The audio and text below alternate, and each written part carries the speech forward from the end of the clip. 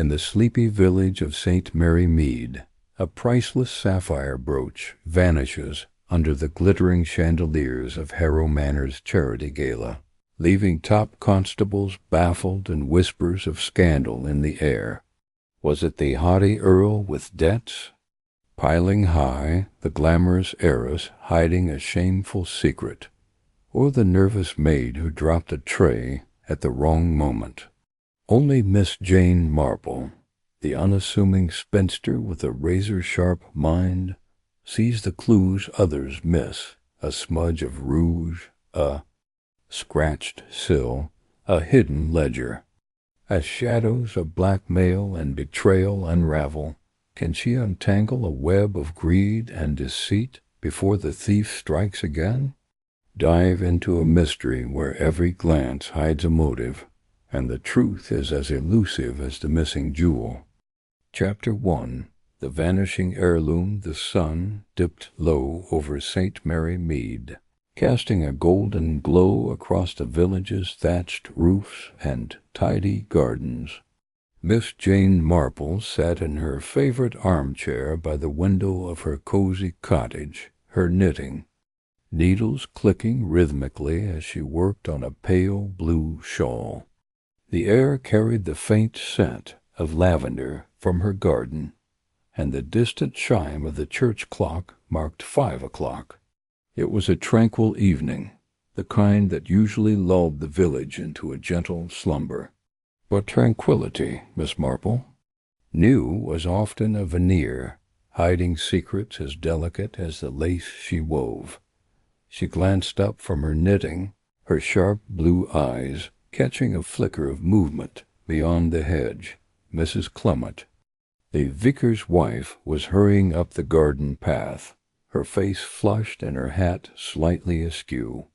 Miss Marple set her needles aside and rose, smoothing her tweed skirt. Before she could reach the door, Mrs. Clement burst in, her breath coming in short gasps. "Oh, Miss Marple, it's dreadful!" Mrs. Clement exclaimed, clutching her handbag as if it were a lifeline. "The sapphire brooch, my family's heirloom, it's gone. Stolen, right from the manor during the charity gala last night." Miss Marple's expression remained calm, though her mind was already turning. "Do sit down, my dear," she said, guiding Mrs. Clement to a chintz-covered chair. "A cup of tea will steady you. Now, tell me everything." As she prepared the tea, her movements precise and unhurried, Miss Marple listened intently. Mrs. Clement explained that the gala, held at Harrow Manor to raise funds for the village orphanage, had drawn a glittering crowd. The guest list included Lord Harrow, the manor's owner, a haughty earl named Lord Dunley, a glamorous heiress called Clara Winthrop, and a dozen other notables. The brooch, a stunning piece set with a deep blue sapphire surrounded by diamonds, had been displayed in a glass case as a centerpiece. Mrs. Clement, proud of its history, had allowed it to be shown, never imagining it would vanish. The constable, Mr. Pauke, is beside himself. Mrs. Clement continued, accepting a cup of Earl Grey. "He says it's a straightforward theft, but there were so many people's servants, guests, even a journalist. How could anyone have taken it without being seen?" Miss Marple's lips curved into a faint smile. "People are often seen, my dear, but not always noticed." She sipped her tea, her mind sifting through the details. "Was the case locked?" "Oh, yes," Mrs. Clement said. "Lord Harrow insisted on a sturdy lock. But this morning, when we checked, the case was empty, and the lock was intact. No signs of tampering." "Curious," Miss Marple murmured. She set her cup down and leaned forward slightly. "And who was near the case during the evening?" Mrs. Clement frowned, trying to recall. "Everyone, really. The case was in the ballroom, near the refreshment table." I saw Clara Winthrop admiring it early on. She said it reminded her of something her mother once owned. Lord Dunley was there too, though he seemed more interested in the champagne. And the servants were in and out, clearing plates and refilling glasses. Miss Marple nodded, her mind already sketching a map of the ballroom. She had attended the gala briefly, as a favor to Mrs. Clement, but had left early, citing a headache. Even in her short time there, she had observed the undercurrents, the Earl's forced smiles, Clara's nervous glances, the way the solicitor, Mr. Grayson, hovered near the case longer than necessary. And then there was the maid, Jenny, who had dropped a tray when Miss Marple caught her eye. "Tell me about the brooch's history," Miss Marple said, steering the conversation gently. "You mentioned it's a family heirloom?" Mrs. Clement's face softened, though her distress lingered. "It's been in my family for 3 generations.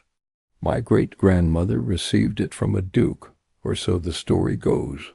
It's not just the value, though it's worth a fortune, it's the sentiment. My mother wore it at her wedding, and I wore it at mine. To lose it now—" Her voice broke, and she dabbed her eyes with a handkerchief. Miss Marple patted her hand. "We'll get to the bottom of this, my dear. Now let's think. Was there anything unusual at the gala? Any quarrels or odd behavior?" Mrs. Clement hesitated.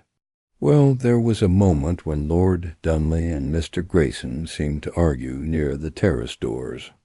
I couldn't hear much, but it was about money, I think. And Clara, she left the ballroom for a long time, saying she needed air. Oh, and that journalist, Mr. Finch, was asking impertinent questions about the manor's finances. Lord Harrow was furious." Miss Marple's eyes gleamed. "A journalist, you say? Interesting." She filed the name away, along with the others. "And the servants? Did any seem out of sorts?" "Jenny, the maid, was nervous all evening," Mrs. Clement said. "She's usually so capable, but last night she was dropping things left and right.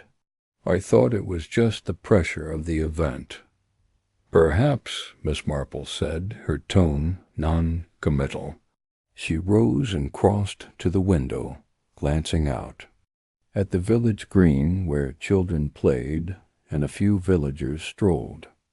"I think I'll take a walk to the manor tomorrow. A chat with Lady Harrow about her roses might be just the thing." Mrs. Clement looked puzzled, but grateful. "You'll help, then?" "Oh, Miss Marple, I knew you would. You always see what others miss." Miss Marple smiled modestly. "I only observe, my dear. People are much like my knitting patterns complex, but with a little patience the design becomes clear." That evening, as the village settled into quiet, Miss Marple sat by her fire, her knitting resumed. Her mind, however, was far from idle. The brooch's disappearance was no simple theft, she was certain. The intact lock suggested skill, or an inside hand, and the guest list brimmed with motives, debt, blackmail, or perhaps old grudges. She recalled a detail from the gala, a smudge of rouge on Lord Dunley's glove as he handed her a glass of punch. Rouge was not a gentleman's accessory, and it hinted at a woman's presence, perhaps in haste or secrecy. The next morning, Miss Marple donned her best hat, a sensible straw, with a single ribbon, and walked to Harrow Manor. The estate loomed at the edge of the village, its stone facade grand but weathered, a testament to fading fortunes. Lady Harrow, a kind but distracted woman, welcomed her warmly, eager to discuss her prize roses. As they strolled through the garden, Miss Marple's eyes wandered to the ballroom windows, where the glass case had stood. Such a pity about the brooch, Miss Marple said casually, pausing to admire a crimson bloom. It was the talk of the gala. Did you notice anyone lingering near the case? Lady Harrow sighed. Everyone admired it, Miss Marple. Clara Winthrop was quite taken with it. She said it matched her eyes. And Mr. Grayson, the solicitor, kept circling it, muttering about appraisals. Even Professor Vale, that odd scholar, stared at it for ages. Professor Vale? Miss Marple's tone was light, but her interest sharpened. I don't recall seeing him. Oh, he keeps to himself, Lady Harrow said. He was invited for his donations to the orphanage.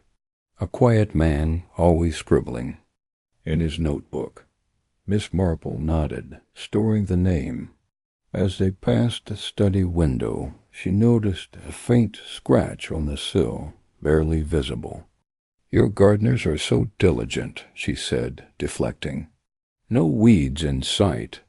Lady Harrow beamed, oblivious to Miss Marple's scrutiny. They continued their tour, but Miss Marple's mind was elsewhere. The scratch suggested an attempt to enter or exit unseen. Inside, she persuaded Lady Harrow to show her the ballroom, claiming nostalgia for the gala. The glass case stood empty, its lock gleaming under the chandelier's light. Miss Marple bent closer, her glasses glinting, and spotted a tiny speck of wax on the case's edge. Candle wax, perhaps, from a clandestine search in the dark dot as they left the ballroom. Miss Marple caught sight of Jenny, the maid, polishing silver in the hall. The girl's hands trembled, and when she met Miss Marple's gaze, she dropped a spoon with a clatter. Miss Marple smiled kindly, but her mind noted the girl's fear. Such a lovely manner, she said to Lady Harrow. You must be proud. Of your staff. Oh, they're wonderful, Lady Harrow said, though Jenny's been out of sorts since the gala. Nerves, I suppose. Miss Marple thanked her hostess and left, her steps slow but purposeful. Back at her cottage she sat, with a fresh pot of tea, her notebook open. She jotted down names: Lord Dunley, Clara Winthrop, Mr. Grayson, Professor Vale, Jenny in details. The rouge, the scratch, the wax, Jenny's nerves. The brooch was more than a jewel, she suspected. It was a key to something larger, perhaps, tied to the Manor's secrets. That afternoon, she visited the village post office, where gossip flowed as freely as tea. Mrs. Price, the postmistress, was eager to chat. Heard about the brooch, Miss Marple? They say Lord Dunley's in debt up to his ears, and that Clara Winthrop fancy girl, but I heard she's got secrets. Ran off to London once, caused a scandal. Miss Marple listened, her expression one of polite interest. And Mr. Grayson, he seems a busy man. Oh, him, Mrs. Price sniffed. Always at the Manor, whispering with Lord Harrow. Something about a ledger, I heard. Shady business, if you ask me. A ledger. The word caught Miss Marple's attention. She thanked Mrs. Price and returned home, her mind buzzing. The brooch, the ledger, the gala's crowded ballroom. It was a puzzle, but the pieces were beginning to fit. She recalled a similar case years ago in a neighboring village, where a stolen necklace hid a smuggler's code. The brooch's sapphire, with its intricate setting, might conceal something similar. Chapter 2. The hidden ledger. Miss Jane Marple, her knitting needles clicking softly, sat in her cozy parlor in St. Mary Mead, her mind far from the scarf taking shape in her hands. The village still buzzed with whispers of the sapphire brooches. Theft at the charity gala, and though the constable had dismissed it as a simple crime, Miss Marple's sharp eyes had caught details others missed. The smudge of rouge on a guest's glove, the maid's nervous glance, small threads, and a tapestry of deceit she was determined to unravel. Today she resolved to visit Harrow Manor, where the gala had been held, under the guise of discussing Lady Harrow's prized roses. Her true aim was to probe deeper into the mystery, sensing the brooch's disappearance was tied to secrets far weightier than a stolen jewel. The morning was crisp, with a light mist clinging to the hedgerows as Miss Marple walked the short path to the manor. Her black handbag, ever present, swung lightly at her side, and her sensible shoes crunched on the gravel. Harrow Manor loomed ahead, its ivy-clad walls and tall windows exuding an air of faded grandeur. Lady Harrow, a tall woman with a penchant for dramatic hats, greeted her warmly at the door. "Miss Marple, how delightful! Come to admire my roses, have you?" she said, her voice bright but tinged with the strain of recent events. "Oh, indeed," Miss Marple replied, her eyes crinkling with a smile. "Your garden is the talk of the village, and I couldn't resist a closer look." As they strolled toward the rose beds, Miss Marple's gaze swept the grounds, noting the study window where the brooch had last been seen. The glass was slightly ajar, a detail the constable had overlooked. She filed it away, her mind already turning over possibilities. The rose garden was a riot of color, with blooms and shades of crimson, blush, and ivory. Lady Harrow gestured proudly at a cluster of hybrid teas. "These are my pride and joy," she said, snipping a wilted bud, "though I dare say the gala has overshadowed them. Such a scandal, that brooch vanishing under our noses." Miss Marple nodded sympathetically, her eyes catching a glint of metal near the study door, half hidden by a lavender bush. "Dreadful, isn't it?" she murmured. "One wonders who could have slipped in unnoticed. So many guests, and all so preoccupied." She let the word hang, watching Lady Harrow's face for a reaction. The hostess's smile faltered, but she quickly recovered, launching into a tale of her newest rose variety dot as they circled the garden.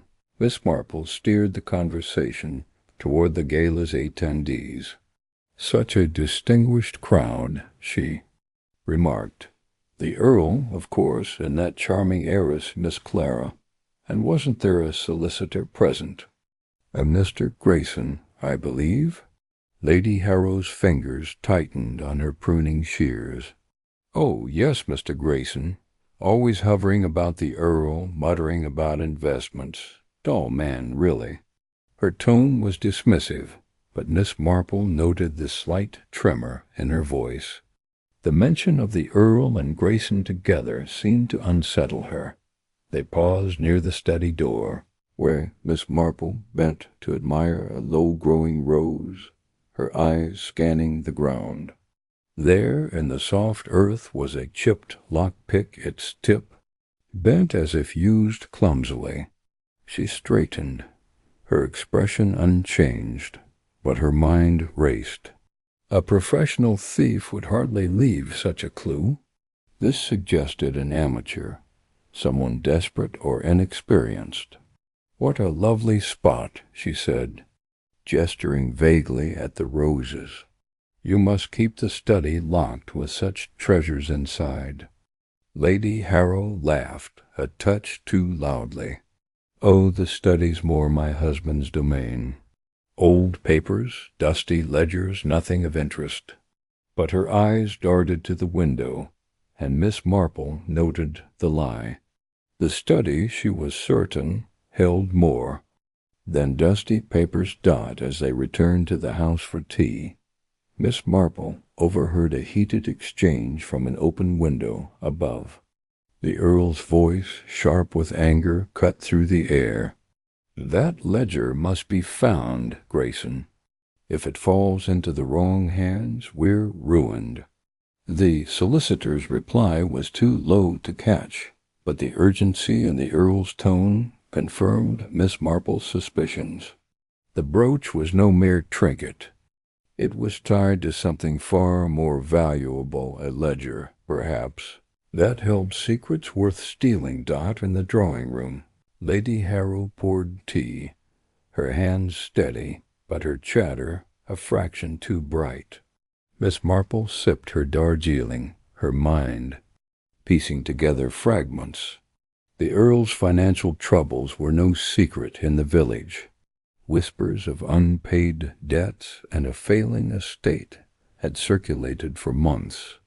The ledger, she reasoned, might detail those troubles, or worse, something incriminating. The brooch's theft could be a distraction, a way to cover the ledger's disappearance. To test her theory, Miss Marple turned the conversation to the manor's history. "Such a grand old place," she said, her tone wistful. "I imagine it's full of secrets, hidden rooms, perhaps, or forgotten papers." Lady Harrow laughed, but her eyes flickered. "Oh, nothing so romantic. Just creaky floors and endless repairs, though the study does have its share of old documents. My husband's forever sorting through them." Miss Marple smiled, noting the evasion. "How tedious for him," she said.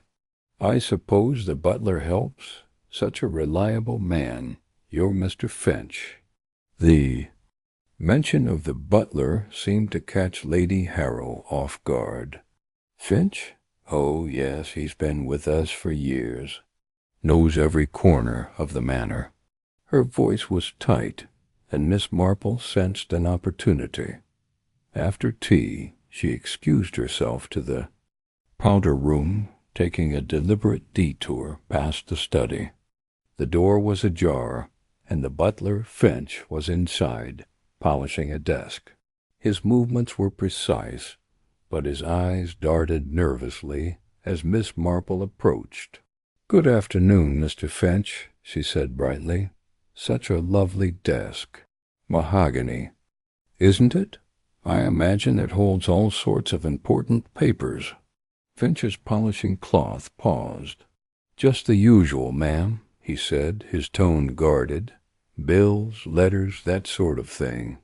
"Of course," Miss Marple said, her eyes scanning the room. A row of books caught her attention, one slightly askew. Behind it she glimpsed a torn scrap of paper, its edge marked with ink. "You must have your hands full with the gala and all. So many guests and such chaos. I heard the Earl mention a ledger, something about the manor's finances." Finch's face paled, but he recovered quickly. "Can't say I know anything about that, ma'am. I just keep the place tidy." His fingers tightened on the cloth, and Miss Marple smiled, sensing his discomfort. Back in the garden she lingered by the lavender bush, retrieving the chipped lockpick with a handkerchief. It was crude, likely fashioned from a hairpin or wire, suggesting someone unused to such work. The maid, perhaps, or someone posing as a guest. Her thoughts turned to the Earl, whose financial woes were no secret, and the solicitor, Grayson, whose name kept surfacing. The ledger, she was certain, was the key to the brooch's theft. That evening, Miss Marple attended a village whist drive where gossip flowed as freely as the tea. Mrs. Price, the baker's wife, leaned close, her voice low. "They say the Earl's in deep with creditors," she whispered. "Sold off half his land already, and now that brooch gone missing. Makes you wonder." Miss Marple nodded, her expression vague, but her ears sharp. Another villager mentioned seeing Grayson at the manor late at night, carrying a briefcase. Looked nervous, he did, the man said, like he was hiding something. As the evening wore on, Miss Marple slipped away to the manor's guest wing, where coats from the gala still hung in a cloakroom. Pretending to adjust her shawl, she examined the garments, her fingers brushing a man's overcoat. Tucked in its pocket was a torn page, its edges matching the scrap she'd seen in the study. The page bore numbers, debts, perhaps, or transactions, and a single word, brooch. Her heart quickened, but her face remained serene. The coat belonged to Grayson, she was sure, his initials embroidered on the lining.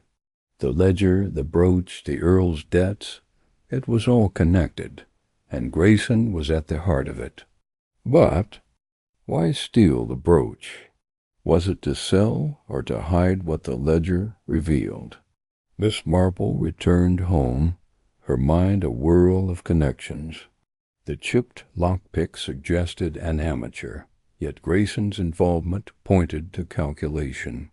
The maid's nervous glance at the gala replayed in her mind. Had she seen something, or done something? And what of the rouge-smudged glove? It belonged to Clara, the heiress, whose charm masked a certain uneased dot as she settled by her fire, knitting in hand. Miss Marple felt a quiet satisfaction. The torn ledger page was a solid clue, linking Grayson to the manor's secrets. She would trace its owner further, perhaps by engaging Clara or revisiting Finch. The brooch's theft was no simple crime.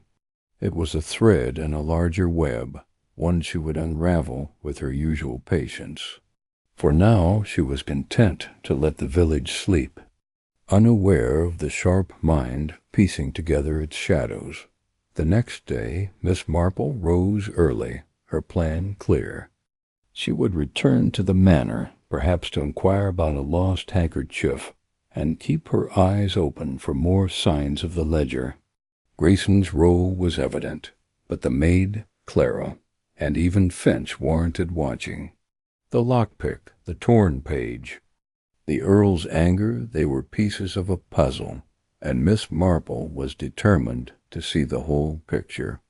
As she sipped her tea, gazing out at the misty village, she felt the familiar thrill of a mystery unfolding, her quiet demeanor hiding a mind as sharp as ever.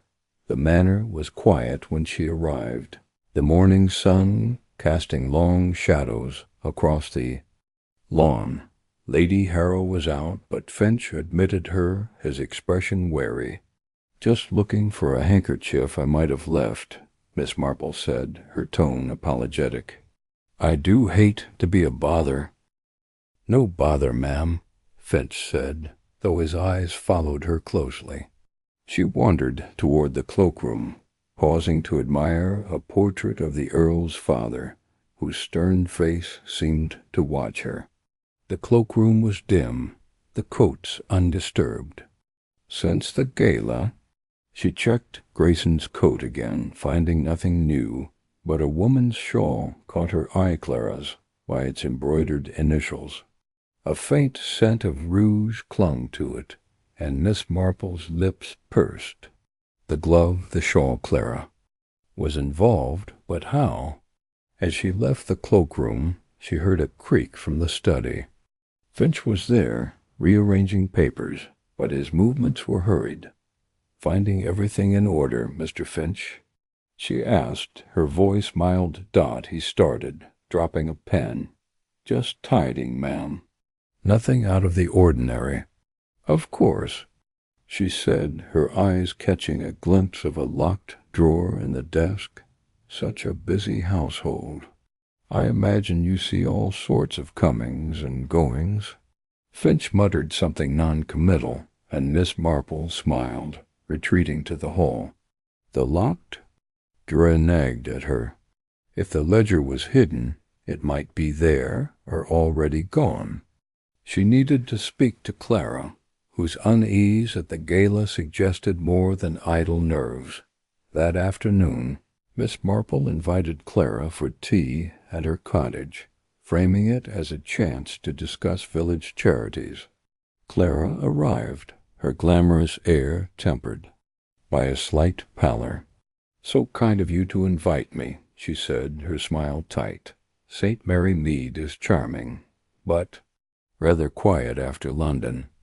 "Oh, we have our excitements," Miss Marple said, pouring tea. "The gala, for instance. Such a pity about the brooch. You were there, weren't you? So many people, it must have been hard to keep track." Clara's cup rattled in its saucer. "Yes, quite a crowd. I barely noticed anything, really." Miss Marple's eyes twinkled. "Not even a nervous maid or a gentleman with a briefcase?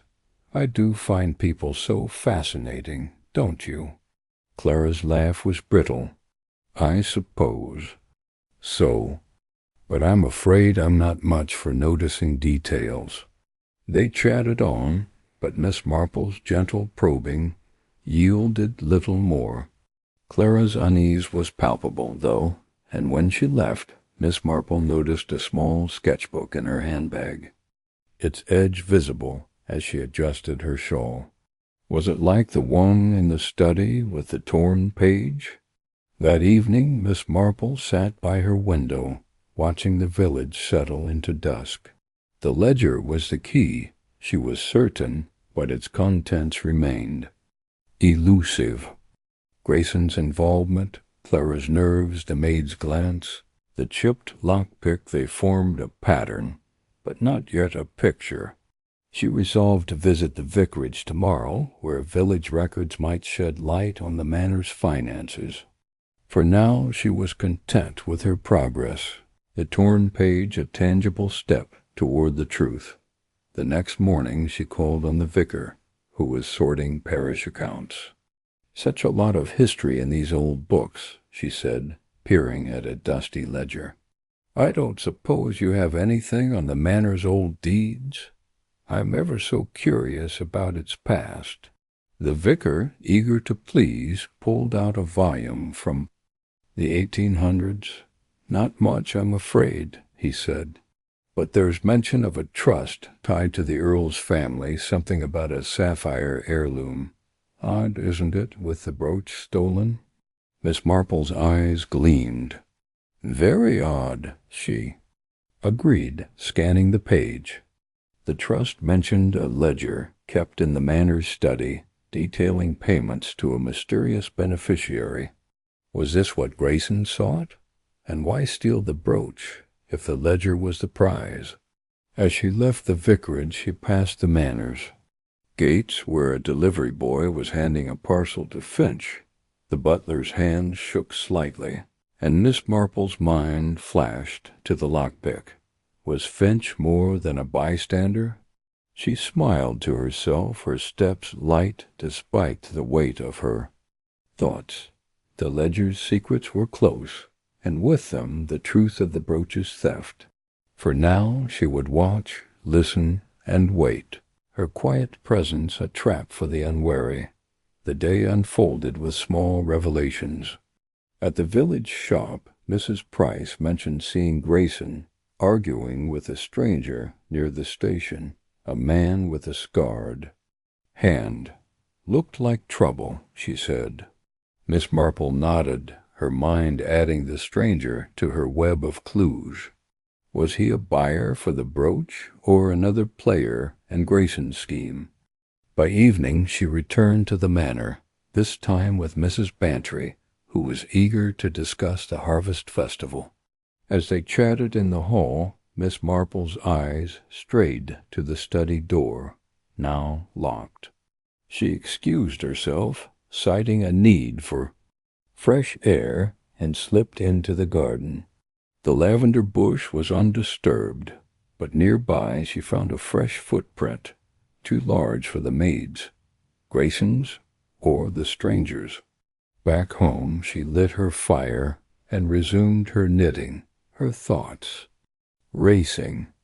The ledger, the brooch, the Earl's debts, Clara's nerves, Finch's unease, the chipped lockpick, the torn page, the stranger's scar, they were threads in a complex weave. She was close, she knew, to unraveling it.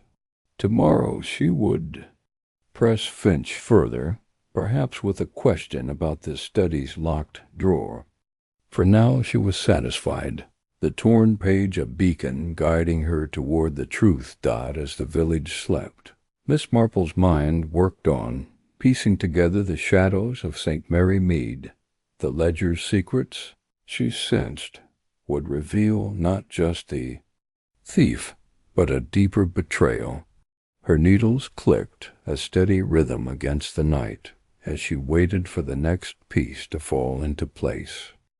Chapter 3. The Midnight Intruder.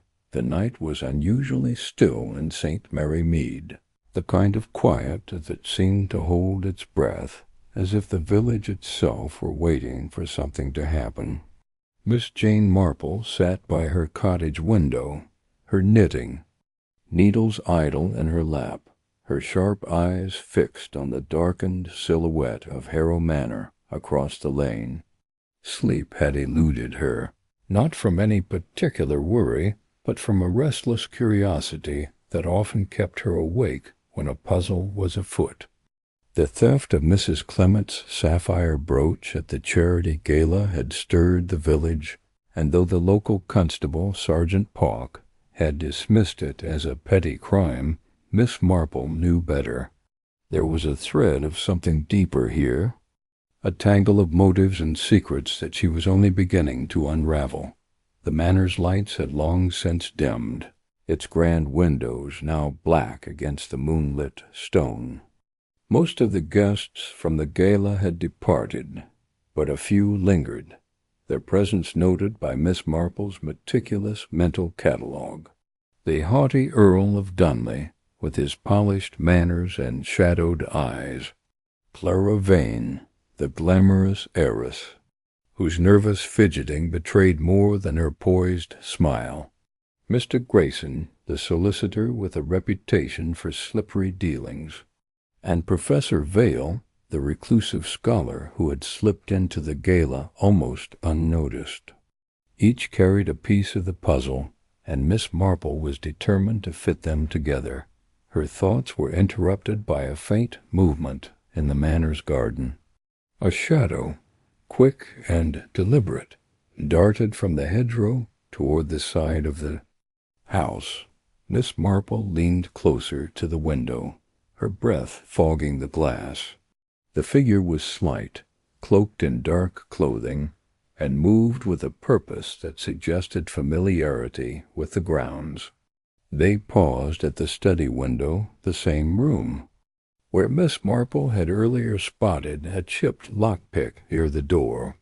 Her heart quickened, not with fear, but with the thrill of a clue falling into place. She reached for her shawl, her movements swift despite her age, and slipped on her sturdy shoes. The village clock struck midnight, its chimes soft but clear. In the quiet night, Miss Marple hesitated only a moment, considering whether to alert Sergeant Pauck directly. But the constable, though earnest, was prone to blundering, and she preferred to observe before acting. Instead, she scribbled a quick note, "Intruder at manor, study window, midnight," and left it on her table for her maid, Lucy, to find, if needed. Then, with a small flashlight tucked into her pocket, she stepped into the cool night air. The lane to the manor was lined with ancient yews, their branches casting long shadows under the moon.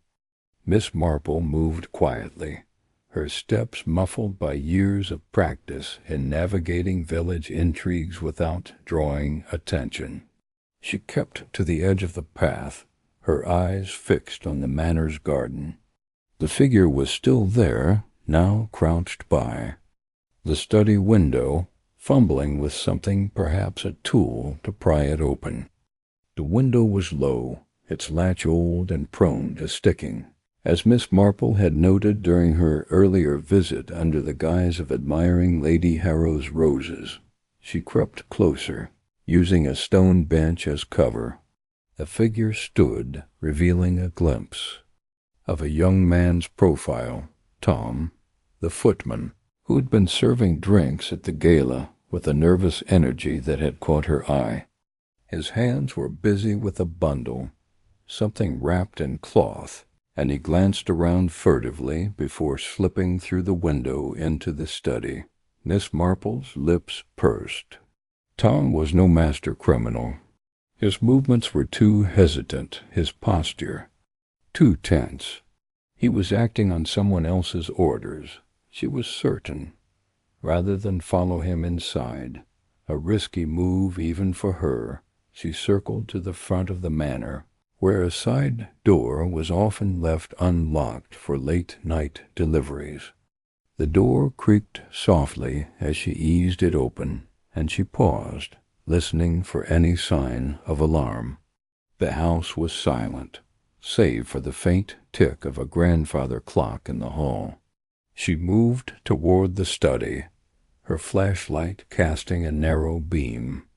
Along the polished floor, the manor's grandeur, with its tapestries and heavy furniture, seemed to absorb sound, making her feel as though she were walking through a dream.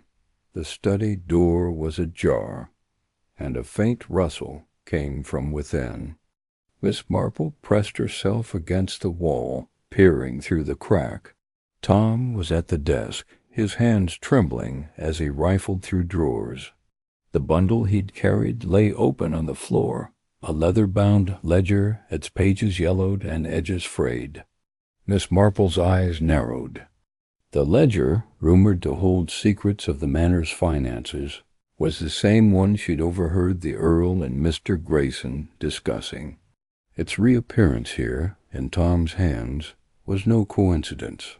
A sudden noise from the hall, a heavy footstep made Tom freeze. Miss Marple retreated into the shadow of a bookcase as Sergeant Pock's voice boomed through the house. "Who's there? Show yourself." The constable must have received her note, or perhaps a villager had spotted the intruder. Tom bolted for the window, clutching the ledger, but tripped over a rug in his haste.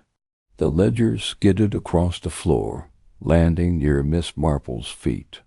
She stepped back, her heart pounding as Pock burst into the room, lantern raised. "Tom."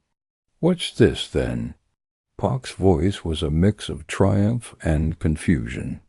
He grabbed the young footman by the collar, hauling him upright.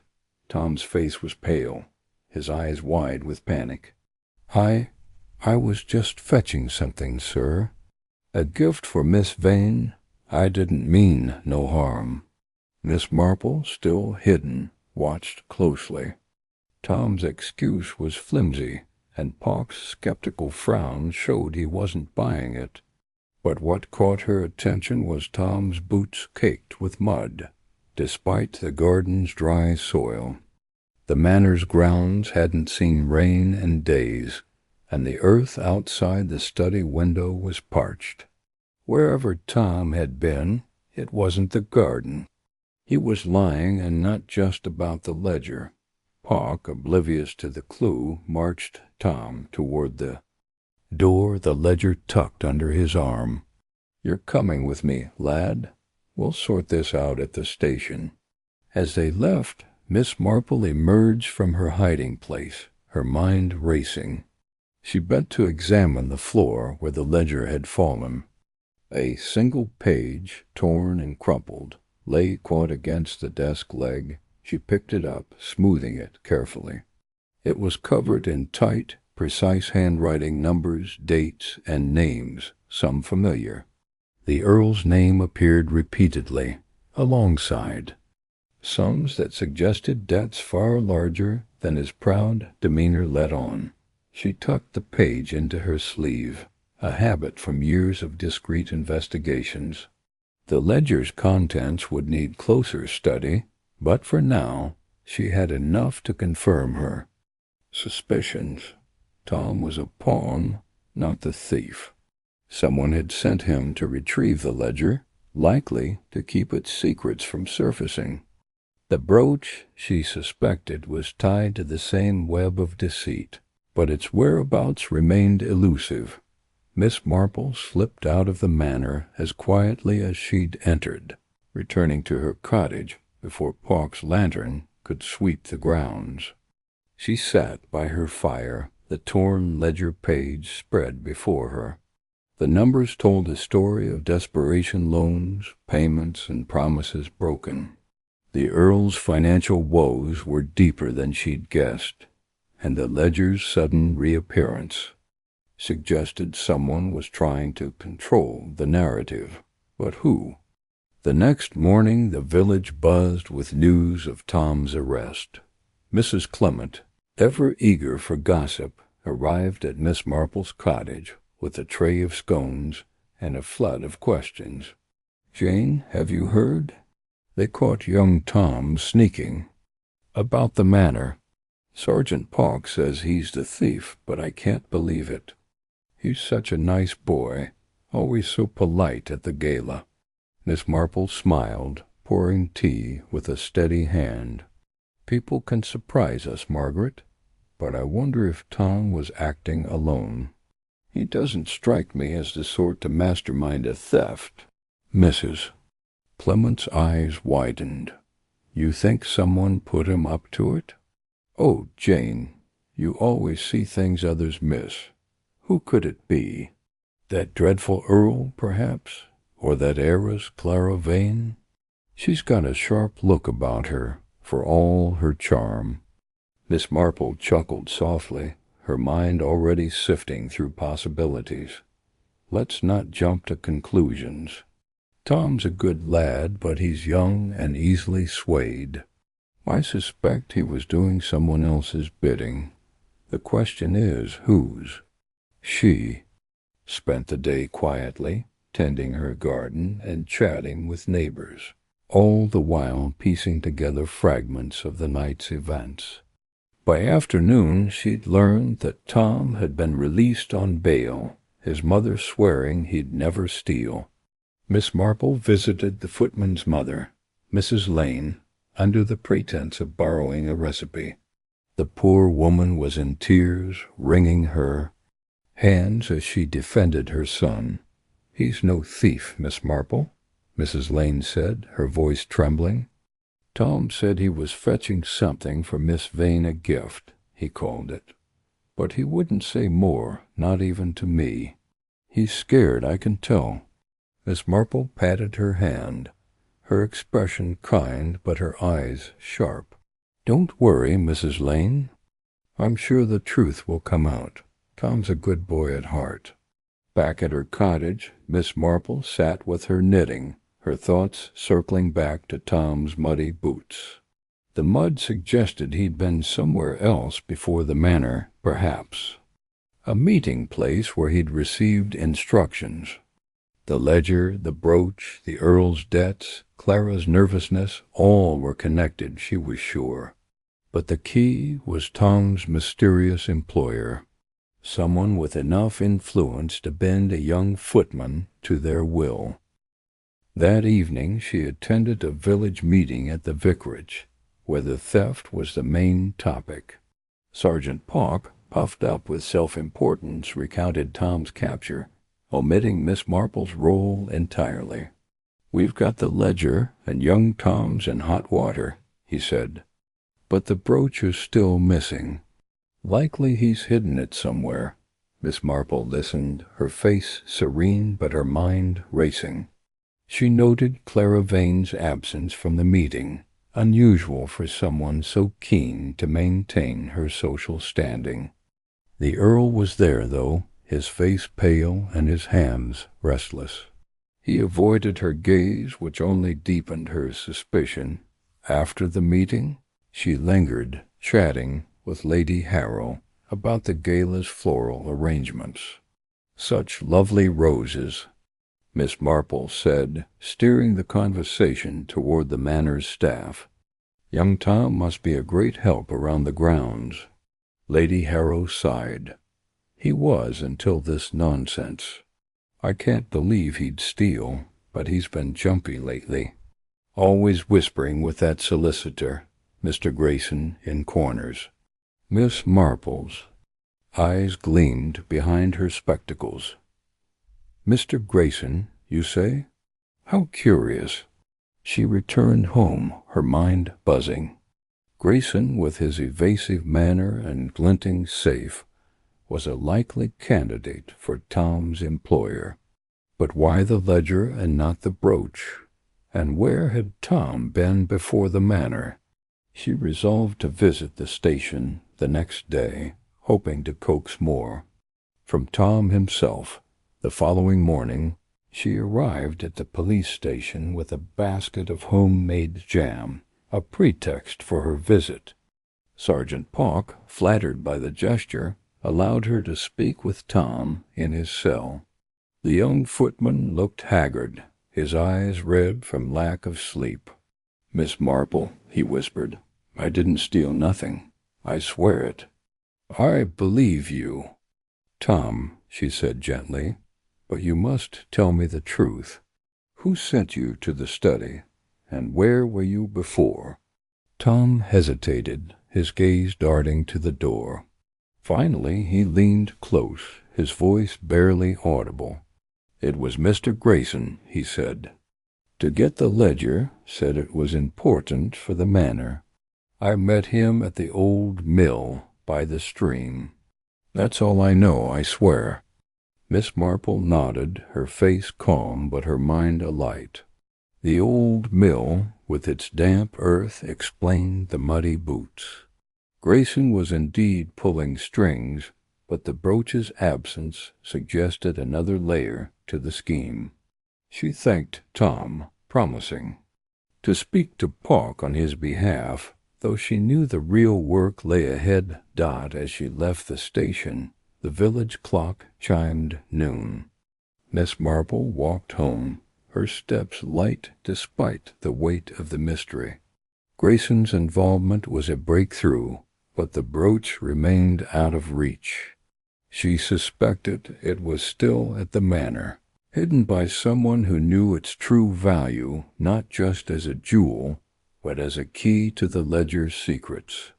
Clara Vane's nervous glance at the gala, the Earl's trembling hands, Professor Vale's locked drawer, all were threads in the same tapestry. That afternoon she sat in her garden, sipping tea and studying the torn ledger page. The names and numbers hinted at a web of deceit stretching back years, possibly to the Earl's late brother. The brooch, she suspected, was more than an heirloom. It was a symbol of something hidden, perhaps a secret the ledger could unlock. She folded the page carefully, tucking it into her knitting bag. The next step was clear. She needed to confront Grayson, but not directly. A trap, subtle and discreet, would suit her better. Over the next few days Miss Marple moved quietly, dropping hints in village conversations that the ledger's secrets were safe with the constable. She watched Grayson closely, noting his growing agitation. At a church bazaar, she accidentally bumped into him, spilling her tea and giving her a moment to glimpse a sapphire glint in his pocket, a clue too tempting to ignore. She apologized. Profusely, her eyes demure, but her mind racing. Grayson was careless, or perhaps desperate, to carry such evidence. By the week's end, she'd arranged a small gathering at the vicarage, inviting Grayson, Clara, the Earl, and Lady Harrow.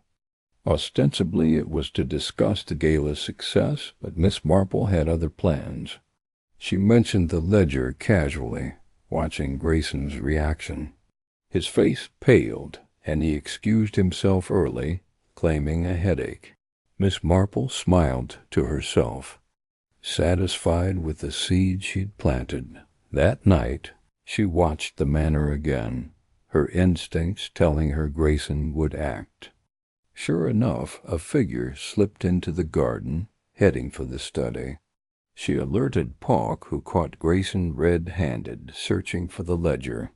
The sapphire glint in his pocket turned out to be a glass bauble, a decoy, Miss Marple realized, to throw off suspicion. The real brooch was still hidden, but Grayson's arrest was a step closer to the truth. As she returned to her cottage, Miss Marple felt a quiet satisfaction. Tom was cleared, Grayson exposed, but the brooch and its secrets remained. She sat by her fire, knitting steadily, her mind already turning to the next clue. Clara's nervous glance and the sketch of the brooch's clasp. The mystery was far from solved, but Miss Marple was content to unravel it one thread at a time, her sharp mind a match for any constable's bluster. The village slept, unaware of her quiet triumph, and St. Mary Mead remained peaceful for another night. But Miss Marple knew the real battle lay ahead, and she was ready. Chapter 4. The Heiress's Secret. Miss Jane Marple sat in her cozy parlor, the soft clink of her teacup against its saucer punctuating the quiet morning in St. Mary Mead. Sunlight streamed through the lace curtains, casting delicate patterns on the polished oak table where a small tray of scones and a pot of Earl Grey awaited her guest. She had invited Clara Harrow, the glamorous but visibly nervous heiress, from the gala, for tea under the guise of discussing the village's upcoming flower show. In truth, Miss Marple's sharp mind was already at work, piecing together the threads of the mystery surrounding the vanishing sapphire brooch. Clara's unease at the gala had not escaped her notice. A fleeting glance, a tightened grip on her fan, the way her laughter faltered when the brooch was mentioned. There was something more to the young woman's demeanor, and Miss Marple intended to find out what the clock on the mantelpiece chimed 11, as a soft knock announced Clara's arrival. The maid Florence ushered her in, and Miss Marple rose with a warm smile. Clara, dressed in a tailored navy dress with a pearl brooch at her collar, looked every bit the polished heiress, yet her eyes betrayed a flicker of anxiety. Her blonde curls were pinned elegantly, but her hands twisted the strap of her handbag as she settled into the chintz armchair. "Miss Marple, how kind of you to invite me," Clara said, her voice bright but strained. "I'm afraid I'm not much of a gardener, but I'd love to hear about the flower show." "Oh, my dear, it's no trouble at all," Miss Marple replied, pouring tea with practiced ease. "The flower show is just a pleasant excuse to chat. I find a cup of tea often brings out the most interesting conversations, don't you?" Clara's smile wavered, and she took a sip of tea, her fingers trembling slightly. Miss Marple noted the gesture, her mind filing it away like a card in a well-organized index. She offered Clara a scone, letting the silence linger just long enough to make the young woman shift in her seat. "The gala at the manor was quite the event, wasn't it?" Miss Marple said lightly, as if commenting on the weather. "Such a pity about Mrs. Clement's brooch. A beautiful piece, I hear. Sapphire, wasn't it? So striking." Clara's cup paused midway to her lips, and her eyes darted to Miss Marple before she recovered with a nod. "Yes, dreadful business. Poor Mrs. Clement was so upset. I hope they find it soon." "Indeed," Miss Marple said, her tone gentle, but probing. "You were there, of course, looking so elegant. I couldn't help but notice you seemed a bit preoccupied that evening. I do hope nothing was troubling you." Clara's cheeks flushed, and she set her cup down with a clatter. "Oh, it was nothing, really. Just the heat of the room. All those people. Galas can be overwhelming. Miss Marple nodded sympathetically, her eyes never leaving Clara's face. Of course, my dear, crowds can be trying. Though I did wonder if something else was on your mind. You see, I've always found that young ladies like yourself with so much poise rarely let a crowd unsettle them unless there's, well, something more pressing. Clara's fingers tightened on her handbag, and Miss Marple leaned forward slightly, her voice soft as a whisper over the tea tray. You can trust an old woman like me, Clara. I've heard many a story over tea, and I never repeat what's shared in confidence. The heiress hesitated, her gaze flickering to the window as if seeking an escape. Then, with a small, defeated sigh, she spoke. It's not something I like to talk about, Miss Marple. But since you ask, I suppose I can tell you. I've been receiving letters, unpleasant ones. Miss Marple's eyebrows rose, though her expression remained one of gentle concern. Letters, you say? How distressing. May I ask what sort of letters? Clara's voice dropped to a near whisper. They're blackmail, Miss Marple. Someone claims to have a letter I wrote years ago to someone I cared for deeply. It was a foolish thing, written in a moment of passion, but if it were made public, it would ruin me. The writer demands money or the brooch. Miss Marple's eyes gleamed with interest, though her face showed only sympathy. The brooch? How curious. And do you know who this someone might be? Clara shook her head, her curls bouncing slightly. No, the letters are unsigned. They come through the post, always typed, with no return address. I've paid a little just to keep them quiet, but they keep asking for more. And now, with the brooch gone, her voice trailed off, and she looked down at her hands. Miss Marple patted her arm reassuringly. There, my dear. You've done well to tell me. These things are never as hopeless as they seem. Have you kept any of these letters? Clara nodded, reaching into her handbag to produce a small envelope. This is the latest one. I didn't know what else to do with it. Miss Marple took the envelope, her fingers brushing the crisp paper. It was plain, with Clara's name typed in neat, impersonal letters.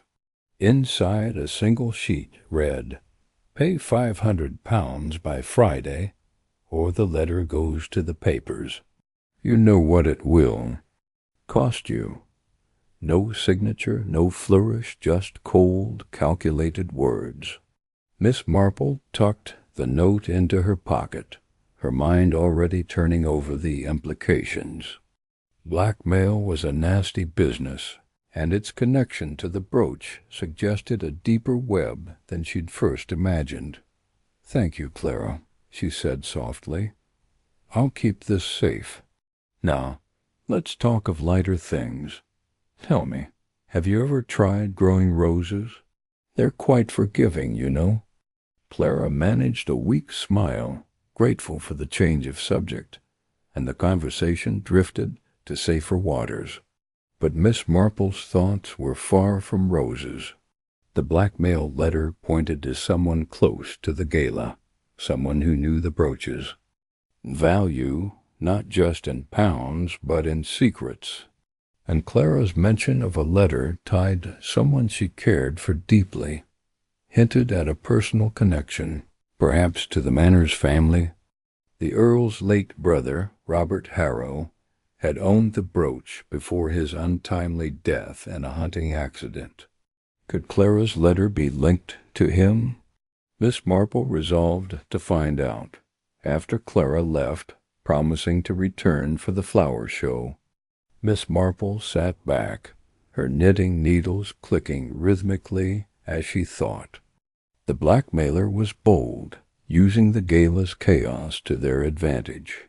But they were also careless, leaving a trail of clues, a smudge of rouge, a chipped lockpick, and now this typed note. She needed to see Clara's room at the manor, where the heiress had been staying as a guest.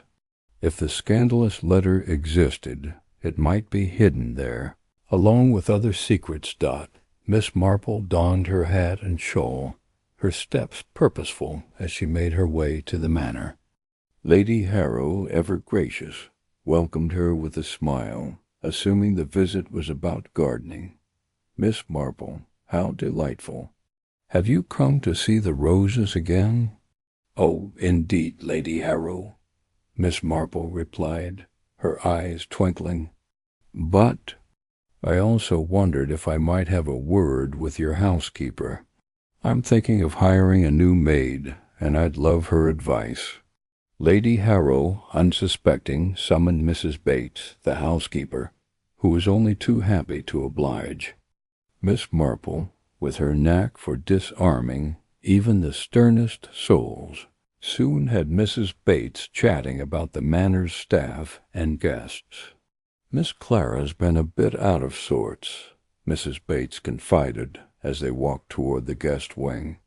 Always checking her letters, locking her door. I don't blame her with all this fuss about the brooch. Quite understandable, Miss Marple said, nodding.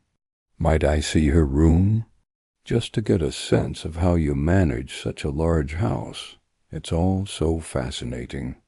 Mrs. Bates, flattered, led her to Clara's room, a spacious chamber with a four-poster bed and a view of the manor's gardens. Miss Marple's eyes scanned the space, noting the neatly arranged toiletries, the stack of novels on the bedside table, and a small writing desk by the window. Such a charming room, she said, her fingers brushing the desk's edge. Does Miss Clara spend much time here? Oh, yes, Mrs. Bates said. She's often writing or reading. Keeps to herself mostly. Miss Marple nodded, her gaze settling on a small jewelry box on the dresser. What a lovely box, she said, lifting the lid with a casual air. Inside were a few trinkets, a pearl earring, a silver bracelet, but nothing resembling a letter. She closed the lid, her mind racing. If Clara was hiding something, it wouldn't be in plain sight. As Mrs. Bates prattled on about the manor's linens, Miss Marple's eyes fell on the wardrobe. A faint scuff mark on the floor suggested it had been moved recently. My, this wardrobe is handsome, she said, stepping closer. Solid oak, isn't it? Mrs. Bates nodded proudly. Oh, yes, been in the family for years. Miss Marple, with a quick glance to ensure Mrs. Bates was distracted, ran her fingers along the wardrobe's back panel. A slight give under her touch confirmed her suspicion. With a gentle push, a hidden compartment clicked open, revealing a small bundle of papers. Among them was a sketch, meticulously drawn, of the sapphire brooch's intricate clasp, its lines so precise they could only belong to someone with an intimate knowledge of the piece. No letter, but the sketch was a clue in itself. Miss Marple slipped it into her pocket, her heart quickening with the thrill of discovery. Thank you, Mrs. Bates, she said, turning with a smile. You've been most helpful. I mustn't keep you from your duties. As she left the manor, the sketch burning a hole in her pocket, Miss Marple's mind churned. The brooch's clasp, with its delicate filigree and hidden mechanism, was no ordinary design. It suggested a secret, perhaps a compartment, or even a key, as she'd later discover. Clara's connection to the brooch and to the Earl's late brother was becoming clearer. The blackmailer, whoever they were, was close, possibly a guest at the gala, someone who knew the manor's secrets and Clara's past. The solicitor, Mr. Grayson, with his sly demeanor, came to mind, as did the Earl himself, whose financial troubles were no secret in the village. Back at her cottage, Miss Marple spread the sketch on her table, studying its lines under a magnifying glass. The clasp's design was intricate, almost mechanical, with a tiny slot that could conceal a key or a note. She recalled Clara's words about the letter, written to someone she cared for deeply. Robert Harrow, the Earl's brother, had been a charming but reckless man, rumored to have had many admirers before his death. Had Clara been one of them? And was the brooch a keepsake of their connection, now used to torment her? Miss Marple's knitting needles resumed their rhythm as she pondered her next move. The gala had been a stage with each guest playing a part, some knowingly, others unwittingly. The smudge of rouge on the glove, the chipped lockpick, the torn ledger page all pointed to a conspiracy that went beyond a simple theft. Clara's blackmailer was likely the same person who had orchestrated the brooch's disappearance, using it as leverage to control not just Clara, but others in the manor's circle. She decided to visit the vicarage next, where Mrs. Clement might have more to share about the brooch's history.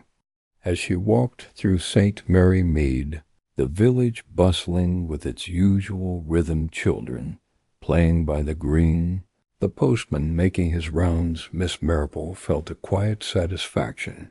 The pieces were falling into place, each clue a step closer to the truth.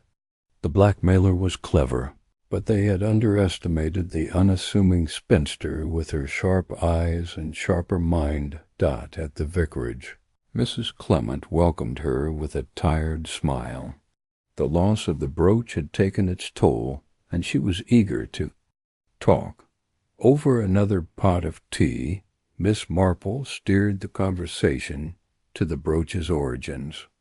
"It's such a unique piece," she said. "Was it always in your family, Mrs. Clement?" "Oh, yes," Mrs. Clement replied, her eyes misting. "It came from my great-grandmother, passed down through the women of the family.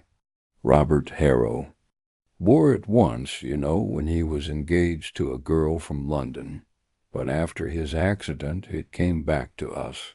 I always thought it carried a bit of his charm." Miss Marple's ears pricked at the mention of Robert. "Engaged, you say? How sad that it ended so tragically. Did you know the girl?" Mrs. Clement shook her head. "Not well. She was a city girl, quite glamorous. Clara reminds me of her in a way, same poise, same sparkle. But after Robert's death she left, and we never heard from her again." Miss Marple nodded, her mind racing. Clara's connection to Robert was no coincidence. The letter, the brooch, the blackmail, all were tied to a past that refused to stay buried. She thanked Mrs. Clement and returned home, her thoughts a whirl of possibilities. The sketch of the clasp suggested the brooch held a secret, perhaps a physical one, like a hidden compartment, and the blackmailer, whoever they were, knew it. That evening, as the village settled into dusk, Miss Marple sat by her fire, the sketch beside her. She was content with her progress, though the puzzle was far from solved. The blackmailer was among the manor's guests. She was certain someone with access, motive, and a knack for deception. The solicitor, the Earl, even the reclusive professor, Veal, who had yet to appear on her radar, were all suspects. But the brooch itself, with its mysterious clasp, held the key dot. As she sipped her tea, Miss Marple's eyes gleamed with quiet determination. The heiress's secret was only the beginning, a thread in a tapestry of lies and greed. She would unravel it, one stitch at a time, until the truth lay bare. For now she was satisfied to hold the sketch, a tangible clue that brought her closer to the heart of the mystery. The game was afoot, and in St. Mary Mead no secret could hide from Jane Marple's watchful gaze. The next day, Miss Marple resolved to dig deeper into Clara's past, starting with the village's old records at the church. The vicar, a kindly man with a penchant for history, kept meticulous archives of St. Mary Mead's families, including the Harrows. If Clara's letter to Robert Harrow existed, there might be a trace of their connection in marriage announcements, letters, or even gossip preserved in the vicar's notes. She arrived at the church just as the morning service ended the congregation, spilling out into the sunny churchyard. The vicar, Mr. Clement, greeted her warmly. "Miss Marple, always a pleasure. Have you come to discuss the flower show, or is there something else on your mind?" She smiled, her eyes crinkling. "A bit of both, Mr. Clement. I was hoping to look at your parish records. I'm tracing some family histories for a friend, purely a hobby, you understand." Mr. Clement, unsuspecting, led her to the vestry, where shelves groaned under the weight of leather-bound ledgers. "Take your time," he said. "I'll be in the garden if you need me." Miss Marple settled at a small table, her fingers flipping through pages of births, deaths, and marriages. The Harrow family featured prominently, their wealth and scandals woven into the village's history. She found Robert Harrow's name in a record from 10 years prior, noting his engagement to a Miss Eleanor Vance, a London heiress. The engagement had been brief, broken off just before Robert's death. A small clipping, tucked into the ledger, mentioned Eleanor's departure from St. Mary Mead, her name linked to whispers of a broken heart. Could Clara be Eleanor under a new name? The resemblance Mrs. Clement had noted poise. Glamour suggested it was possible. Miss Marple made a mental note to check Clara's background, perhaps through a discreet inquiry to a friend in London.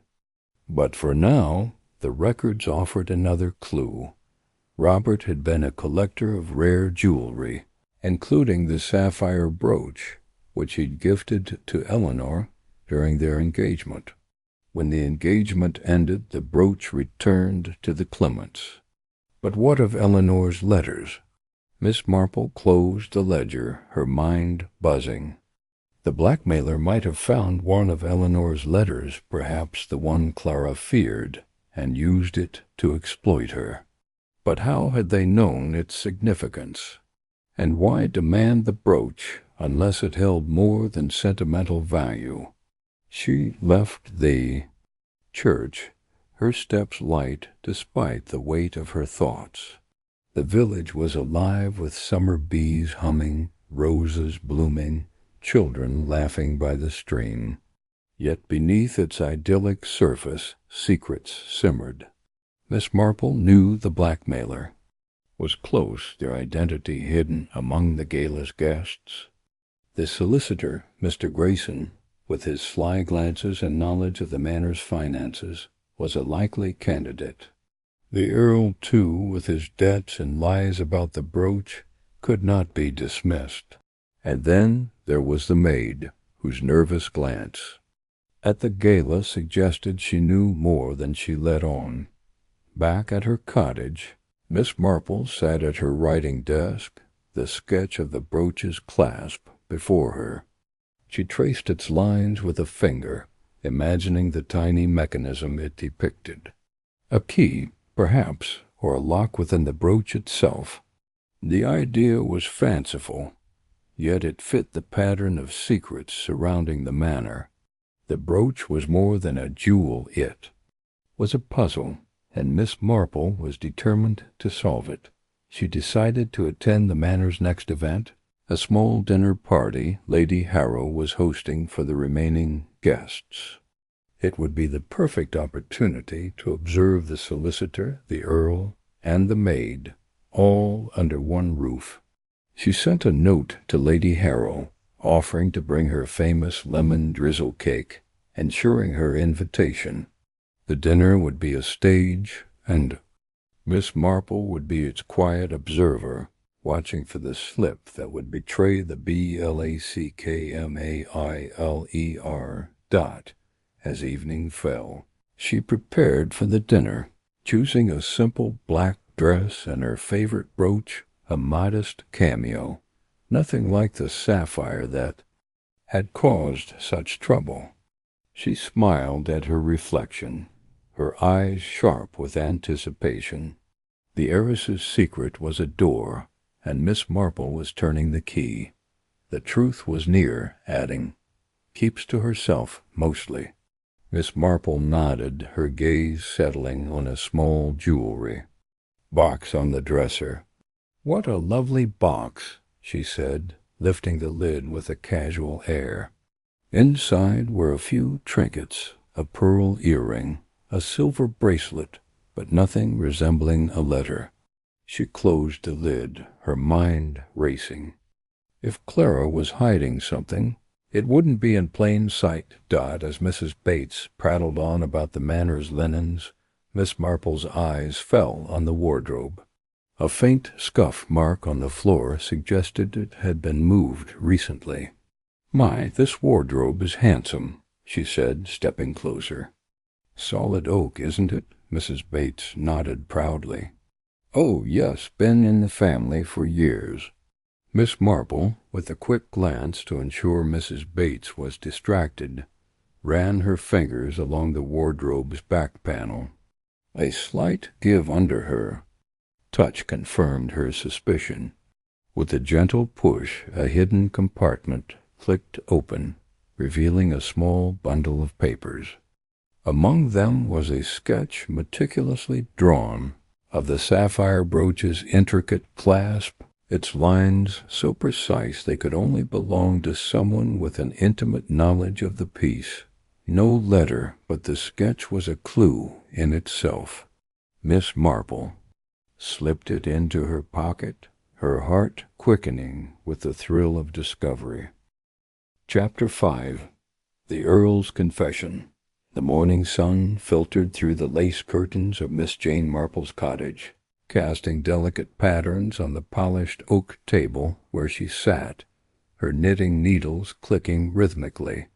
The village of St. Mary Mead was waking slowly, the distant chime of the church bell marking the hour. Miss Marple's mind, however, was far from the tranquillity of the scene. The mystery of the missing sapphire brooch, the hidden ledger, and the web of secrets at Harrow Manor occupied her thoughts.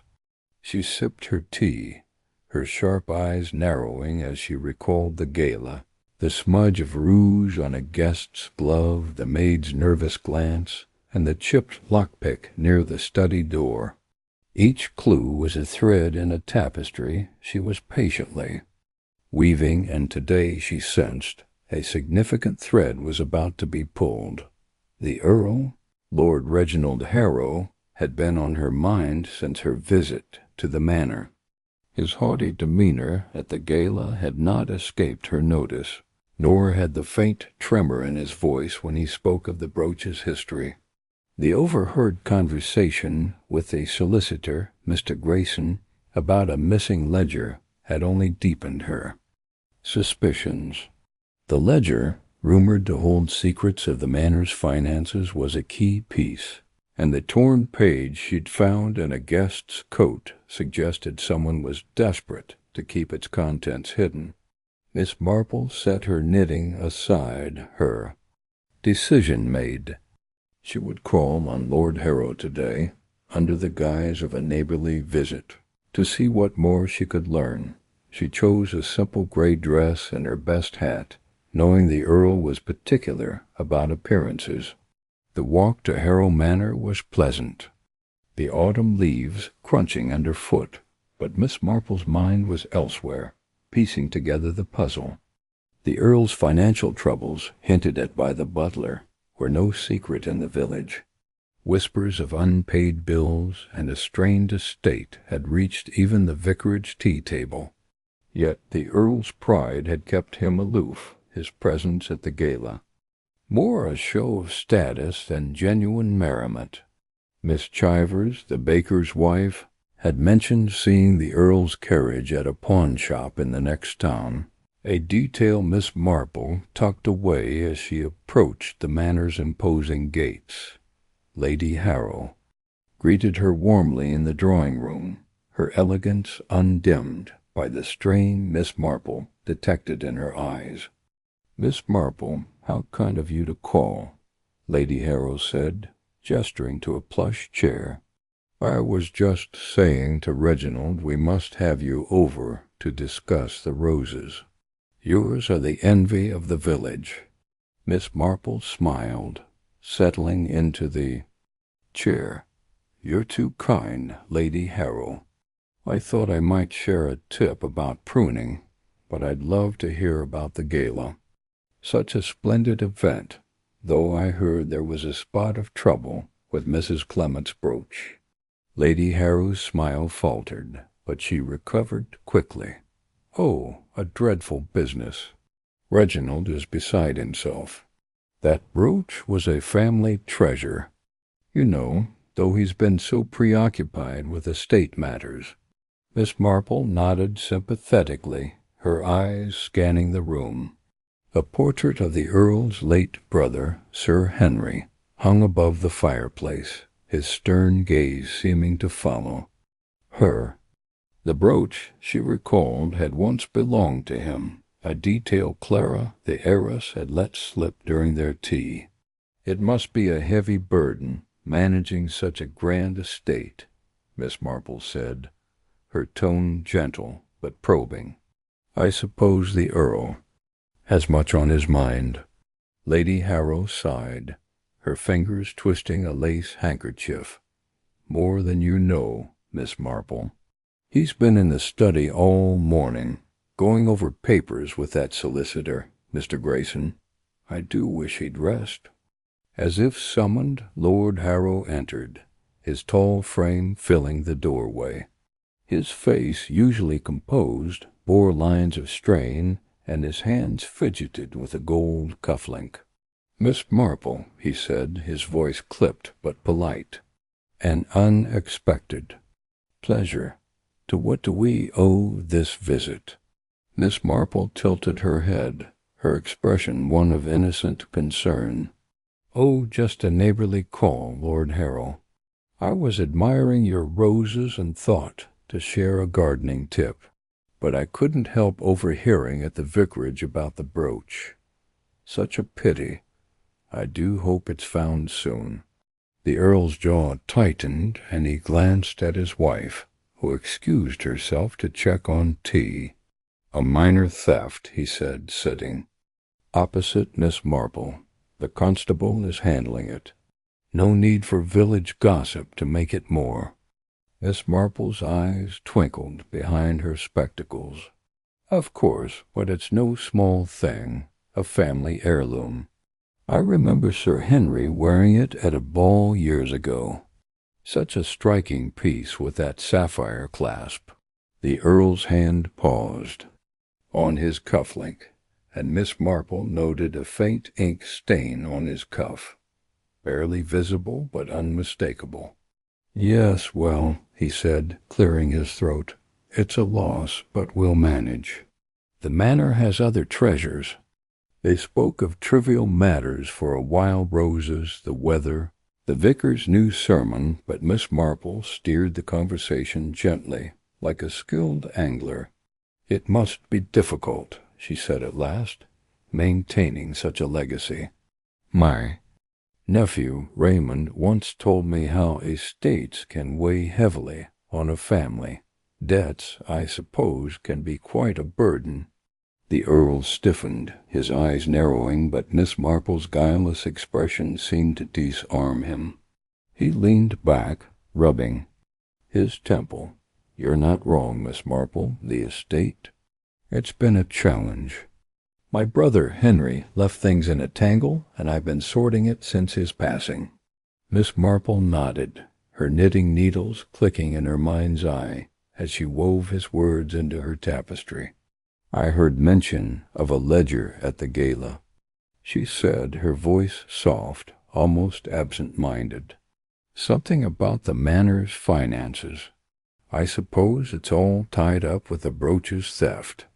The Earl's face paled, and his trembling hands betrayed him.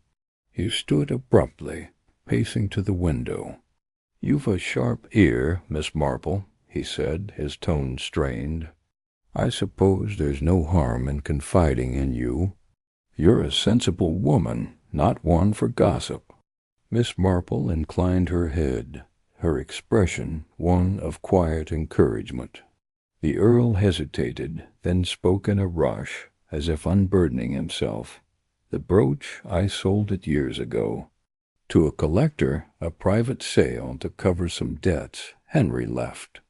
The one at the gala was a replica, a good one, but not the real thing.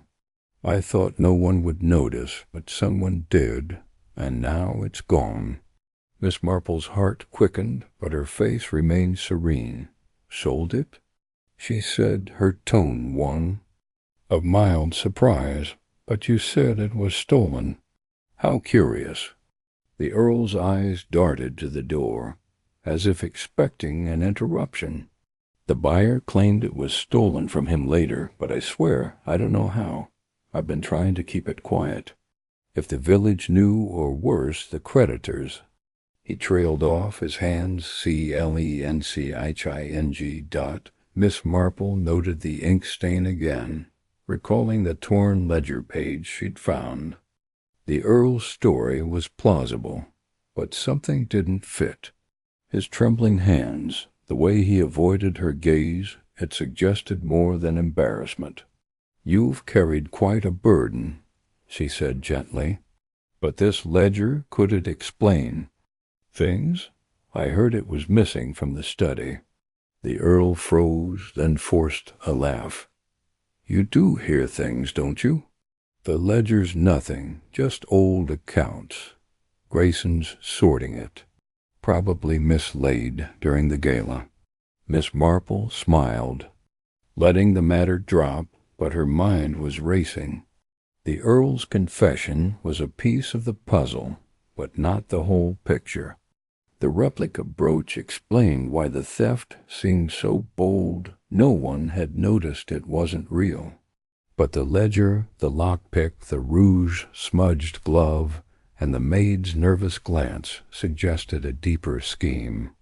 Someone else knew the brooch was a fake, and they'd used the gala to their advantage.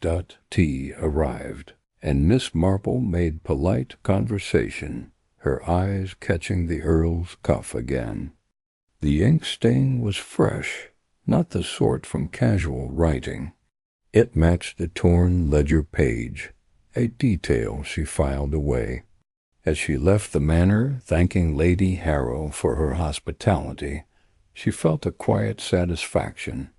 The Earl's confession had confirmed the brooch of the gala was a replica, narrowing her focus to the real brooch's fate and the ledger's secrets.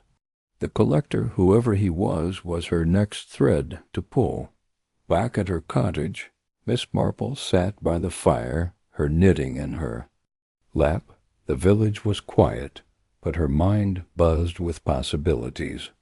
The Earl's financial woes, the ledger's importance, and the replica brooch painted a picture of desperation, but someone else had orchestrated the theft. The solicitor, Mr. Grayson, with his shady demeanor, was a likely candidate, but the maid's glance and the footman's muddy boots suggested others were involved. Miss Marple's eyes gleamed as she considered her next move. She would visit the village library tomorrow, where old records might reveal the collector's identity.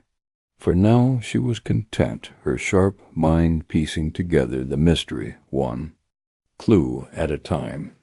The day wore on, and Miss Marple's thoughts returned to the gala. The smudge of rouge on the guest's glove had been a curious detail. Rouge was not commonly worn in St. Mary Mead, except by someone like Clara, the heiress, whose glamorous style stood out. Yet Clara's unease at their tea suggested she was a victim, not a culprit. The glove, Miss Marple recalled, had been on a man's hand, not Clara's. Perhaps the Earl himself, or the solicitor, or even the mysterious collector. She made a mental note to check the guest list again, cross-referencing it with the Manor's staff. As evening fell, Miss Marple lit a lamp and opened her notebook, jotting down her observations. The Earl's confession was a breakthrough, but it raised new questions. Why had he lied about the theft initially? Was he protecting someone or covering his own tracks? The ledger's torn page, with its faint ink, suggested he'd handled it recently, perhaps to destroy evidence. And the collector, why had the brooch never reached him, if the Earl's story was true? Miss Marple's pen paused, her mind drifting to her nephew's tales of city swindlers. People she knew were much the same everywhere, driven by greed. Fear or pride. She closed her notebook, satisfied for now. The mystery was unfolding, and she was content to let it simmer like a good stew. Tomorrow she would pursue the collector's trail, perhaps with a visit to the scholar Professor Vale, whose name had surfaced in village gossip. Her instincts told her he was involved, and Miss Marple trusted her instincts. They had, after all, never failed her. The night was still, the village asleep, but Miss Marple's mind was alight with the thrill of the chase. She knitted a few more rows, her needles clicking in time with her thoughts, each stitch a step closer to the truth. The sapphire brooch, the ledger, the Earl's confession, they were all pieces of a puzzle she would solve, quietly and methodically, as she always did. St. Mary Mead might seem a sleepy village, but beneath its surface secrets stirred, and Miss Marple was ready to uncover them all. Chapter 6. The collector's trail. Miss Jane Marple sat quietly in her small, rose-covered cottage in St. Mary Mead, her knitting needles clicking softly as she pondered the curious case of the vanished sapphire brooch. The village, with its quaint charm and whispering gossip, had provided her with a vital clue, the name of Professor Archibald Vale, a reclusive scholar who had attended the charity gala at Harrow Manor incognito. His name had surfaced in hushed conversations at the post office, where Mrs. Bantry, ever eager to share a tidbit, mentioned Vale's peculiar interest in antique jewelry. To Miss Marple, this was no coincidence. The brooch, with its storied history and rumored secrets, seemed precisely the sort of treasure to lure a man like Vale. She resolved to pay him a visit, armed with nothing but her sharp wit and a plausible excuse, under the pretense of borrowing a rare book on medieval herbalism, subject she knew would flatter Vale's scholarly vanity. Miss Marple set out for his secluded cottage on the edge of the village. The morning was crisp, with a faint mist curling over the hedgerows, and the path to Vale's home wound through fields dotted with grazing sheep. Her sturdy shoes crunched on the gravel as she rehearsed her approach, her mind sifting through the gala's events like a sieve separating wheat from chaff. The Earl's confession of selling the brooch years ago, the chipped lockpick near the study, the torn ledger page all pointed to a tangled web, and Vale, she suspected, was a thread worth tugging. Vale's cottage was a ramshackle affair, its stone walls half hidden by ivy, with windows that gleamed dully under the overcast sky. A brass knocker shaped like an owl adorned the door, and Miss Marple gave it a brisk tap, adjusting her hat to appear every inch the harmless spinster.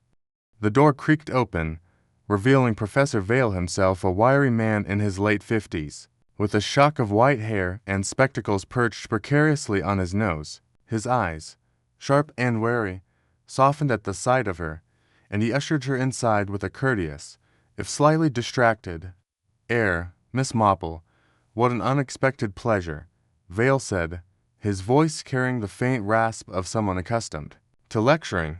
"You've come about a book, you say?" "Oh, yes, Professor," she replied, her tone light and deferential. "Mrs. Bantry mentioned your marvelous collection, and I've been meaning to study up on medieval herbals for my little garden. I do hope I'm not intruding." "Not at all, not at all," Vale said, leading her into a cluttered parlor that doubled as his study. Bookshelves sagged under the weight of dusty tomes, and a desk overflowed with papers, ink pots, and peculiar artifacts: a brass astrolabe, a chipped porcelain figurine, and a magnifying glass that glinted in the weak sunlight. Miss Marple's eyes darted about, taking in every detail, but she kept her expression one of polite curiosity. As Vale rummaged through a shelf, muttering about herbals, Miss Marple settled into a worn armchair, her hands folded neatly in her lap. "Such a charming study," she remarked. "You must spend hours here, surrounded by treasures. I heard you attended the gala at Harrow Manor. Quite the event, wasn't it?" Vale stiffened, his hand pausing on a leather-bound volume. "The gala? Oh, yes, a tedious affair. I was there briefly, for research purposes. You understand.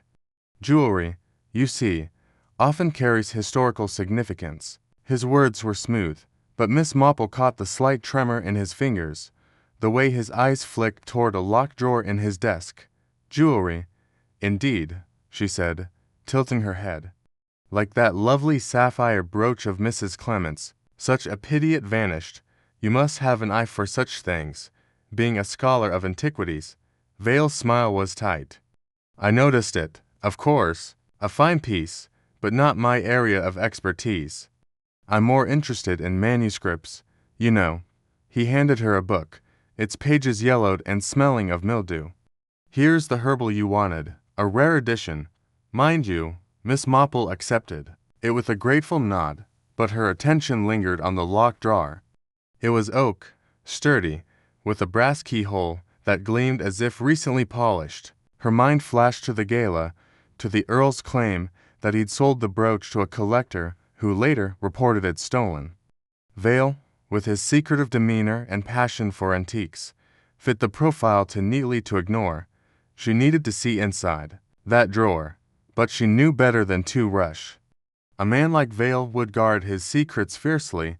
They chatted for a while about gardening, Miss Marple steering the conversation to keep Vale at ease.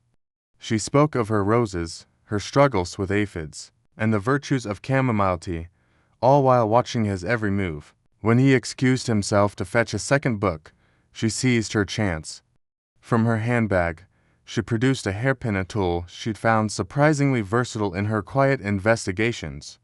With a glance at the door, she knelt by the desk, her fingers deftly working the lock. It gave way with a soft click, and she eased the drawer open. Inside lay a jumble of papers, a few coins, and a folded receipt that caught her eye. She unfolded it carefully, her heart quickening as she read. "Received from Lord Harrow. 1 sapphire brooch, £5,000, dated the 15th of March 1923. The date was recent, far too recent to align with the Earl's story of selling the brooch years ago." Vale had lied, or the Earl had, and the receipt was proof of a transaction that tied them both to the mystery. She slipped it back, closed the drawer, and was back in her chair, the herbal open on her lap. When Vale returned, found it, he announced, holding up another book. "This one's got a splendid section on rosemary." "How delightful," Miss Marple said, her voice warm but her mind racing. Vale's lie about not receiving the brooch was a crack in his armor, but she needed more.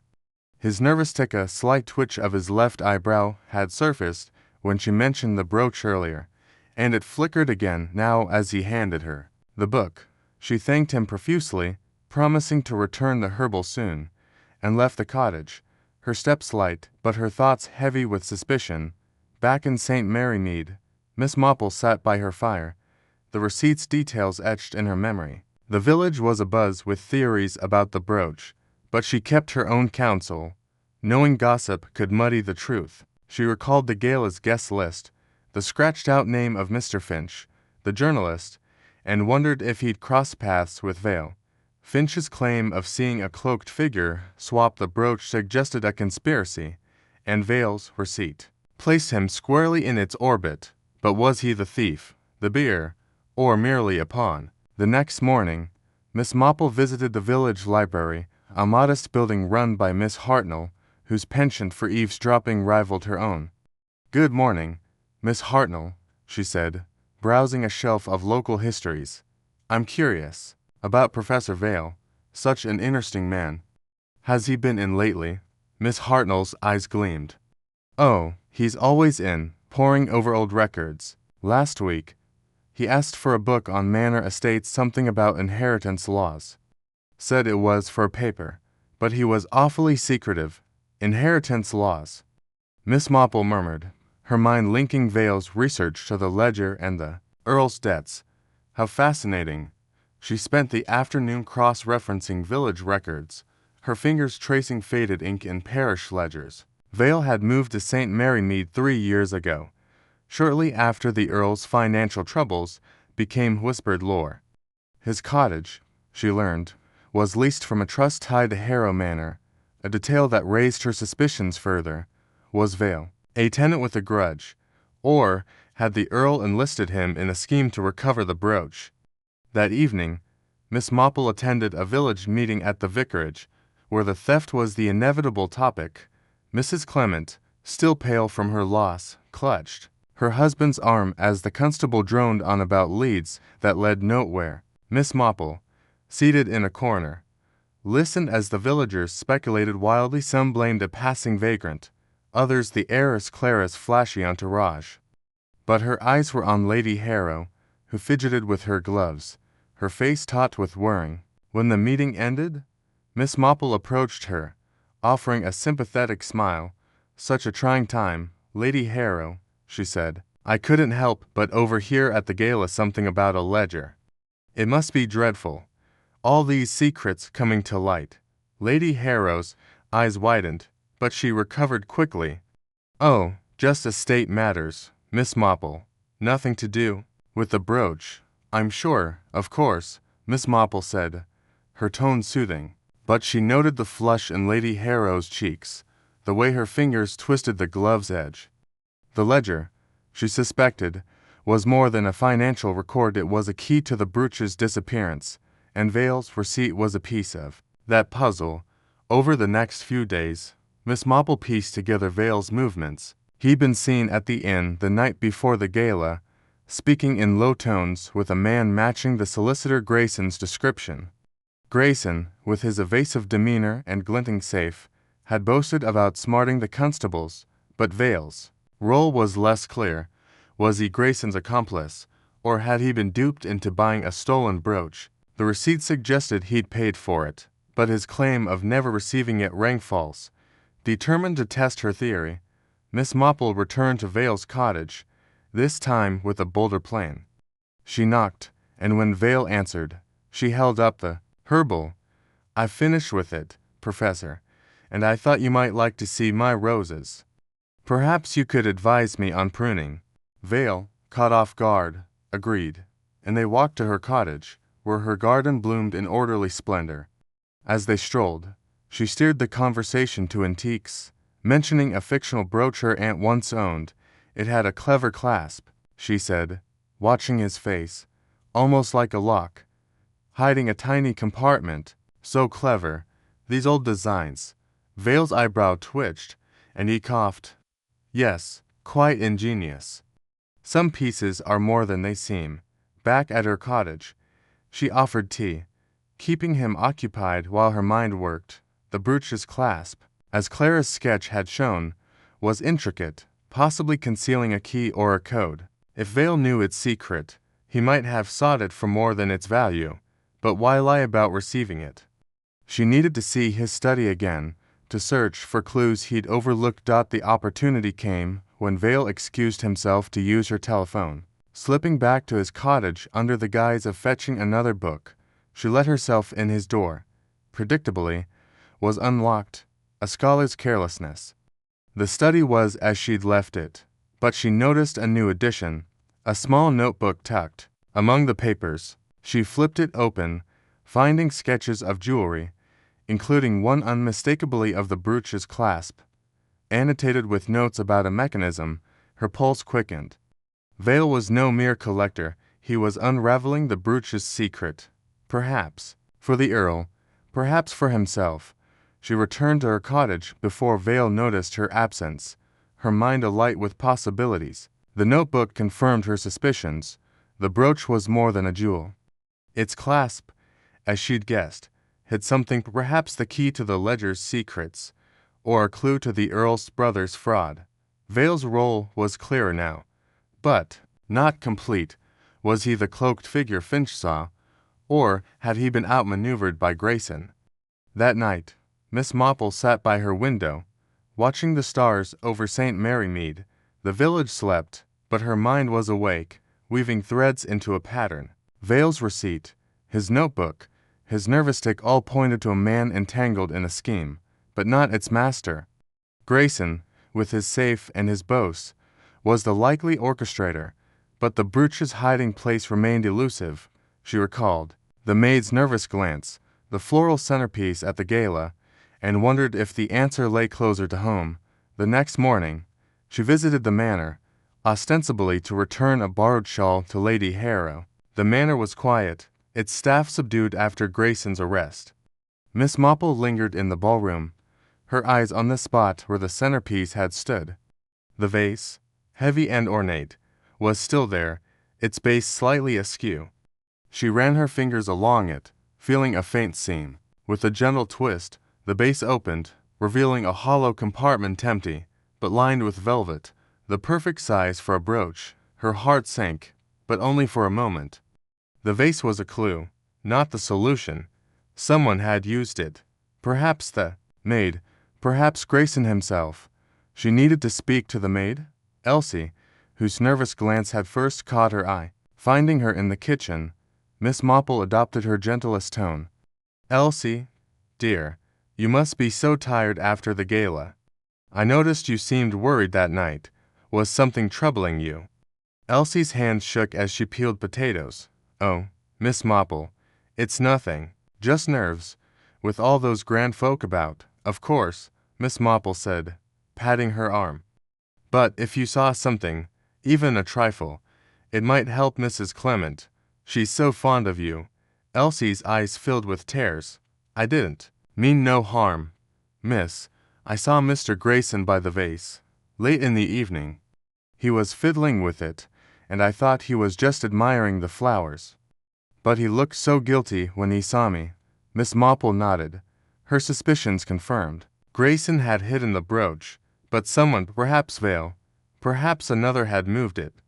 She thanked Elsie, promising discretion, and left the manor, her mind turning to the ledger. If the brooch was a key, the ledger was its lock, and Vale's notebook might hold the combination. Back home, she wrote a letter to Mr. Finch, the journalist, asking for any notes he'd taken at the gala. His reply arrived the next day, a scrawled account of the cloaked figure and a mention of Vale arguing with Grayson in a corridor. Finch's sharp eyes had caught what the constable missed, and Miss Marple felt a surge of satisfaction.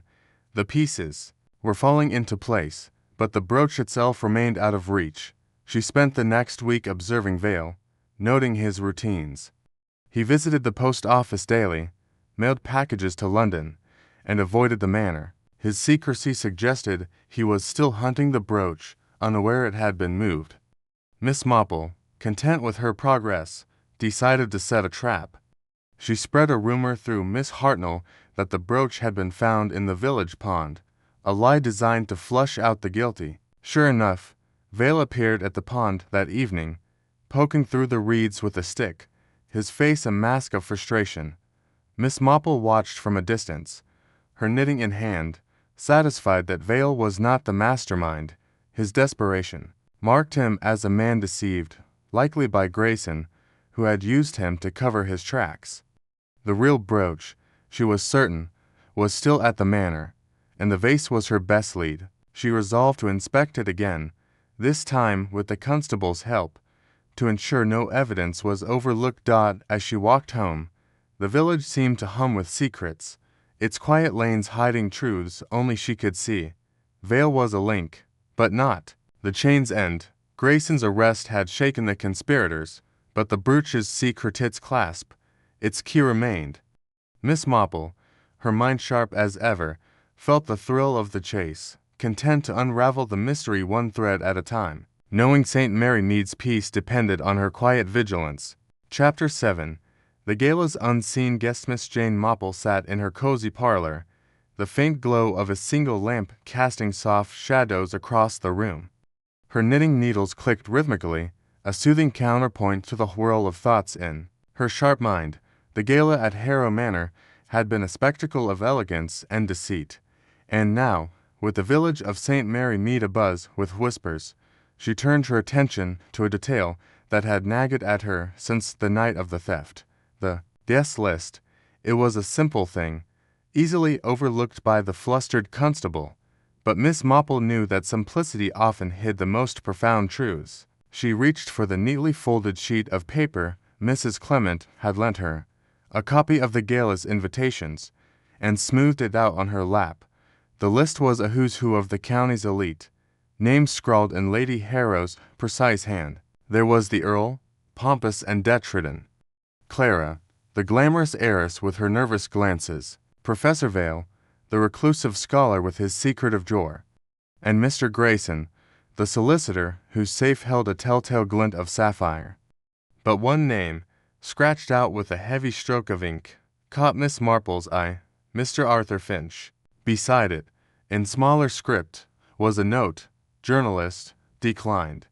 Declined, perhaps, but Miss Marple's instincts told her that Mr. Finch had not stayed away. Journalists, in her experience, were like moths to a flame when scandal was afoot, and the gala had been a blaze of intrigue.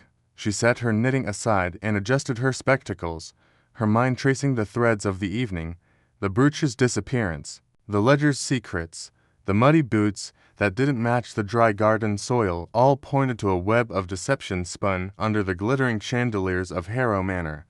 Mr. Finch, she mused, was a loose thread, one that might unravel the entire tapestry if tugged gently enough. She resolved to find him, but not through the usual channels. The village postmistress, with her penchant for gossip, would know where a journalist might be lurking, and Miss Marple knew just how to coax the information without raising suspicion. The next morning, under a sky heavy with the promise of rain, Miss Marple donned her best hat, a sensible tweed affair with a single feather, and made her way to the post office. The bell above the door jingled as she entered, and Miss Pringle, the postmistress, looked up from sorting letters with a smile that held a hint of curiosity. "Good morning, Miss Marple," she said, her fingers pausing over a stack of envelopes. "What brings you out so early? Not another of your knitting patterns gone astray in the post, I hope?" Miss Marple chuckled, her eyes twinkling with practiced innocence. "Oh, nothing so troublesome, Miss Pringle. I was merely wondering about a gentleman I heard mentioned at the vicarage, a Mr. Finch, I believe, a writer of some sort. I thought he might be staying nearby, and I do so enjoy reading a good article." Miss Pringle's face lit up, as Miss Marple had known it would. The postmistress was a font of local knowledge, and her love of sharing it was matched only by her love of receiving it. "Arthur Finch, you say?" she replied, leaning forward. "Well, now, that's interesting. He's not one for staying long, but I heard he's taken a room at the Blue Boar Inn, just outside the village. Came down from London, they say, poking about for some story or other. Mind you, he's a sharp one, always asking questions, never giving much away." Miss Marple nodded, her expression one of mild curiosity, though her mind was already racing. The Blue Boar Inn was a modest establishment, favored by travelers who preferred to avoid the prying eyes of St. Mary Mead's more central lodgings. A journalist hiding there was no coincidence.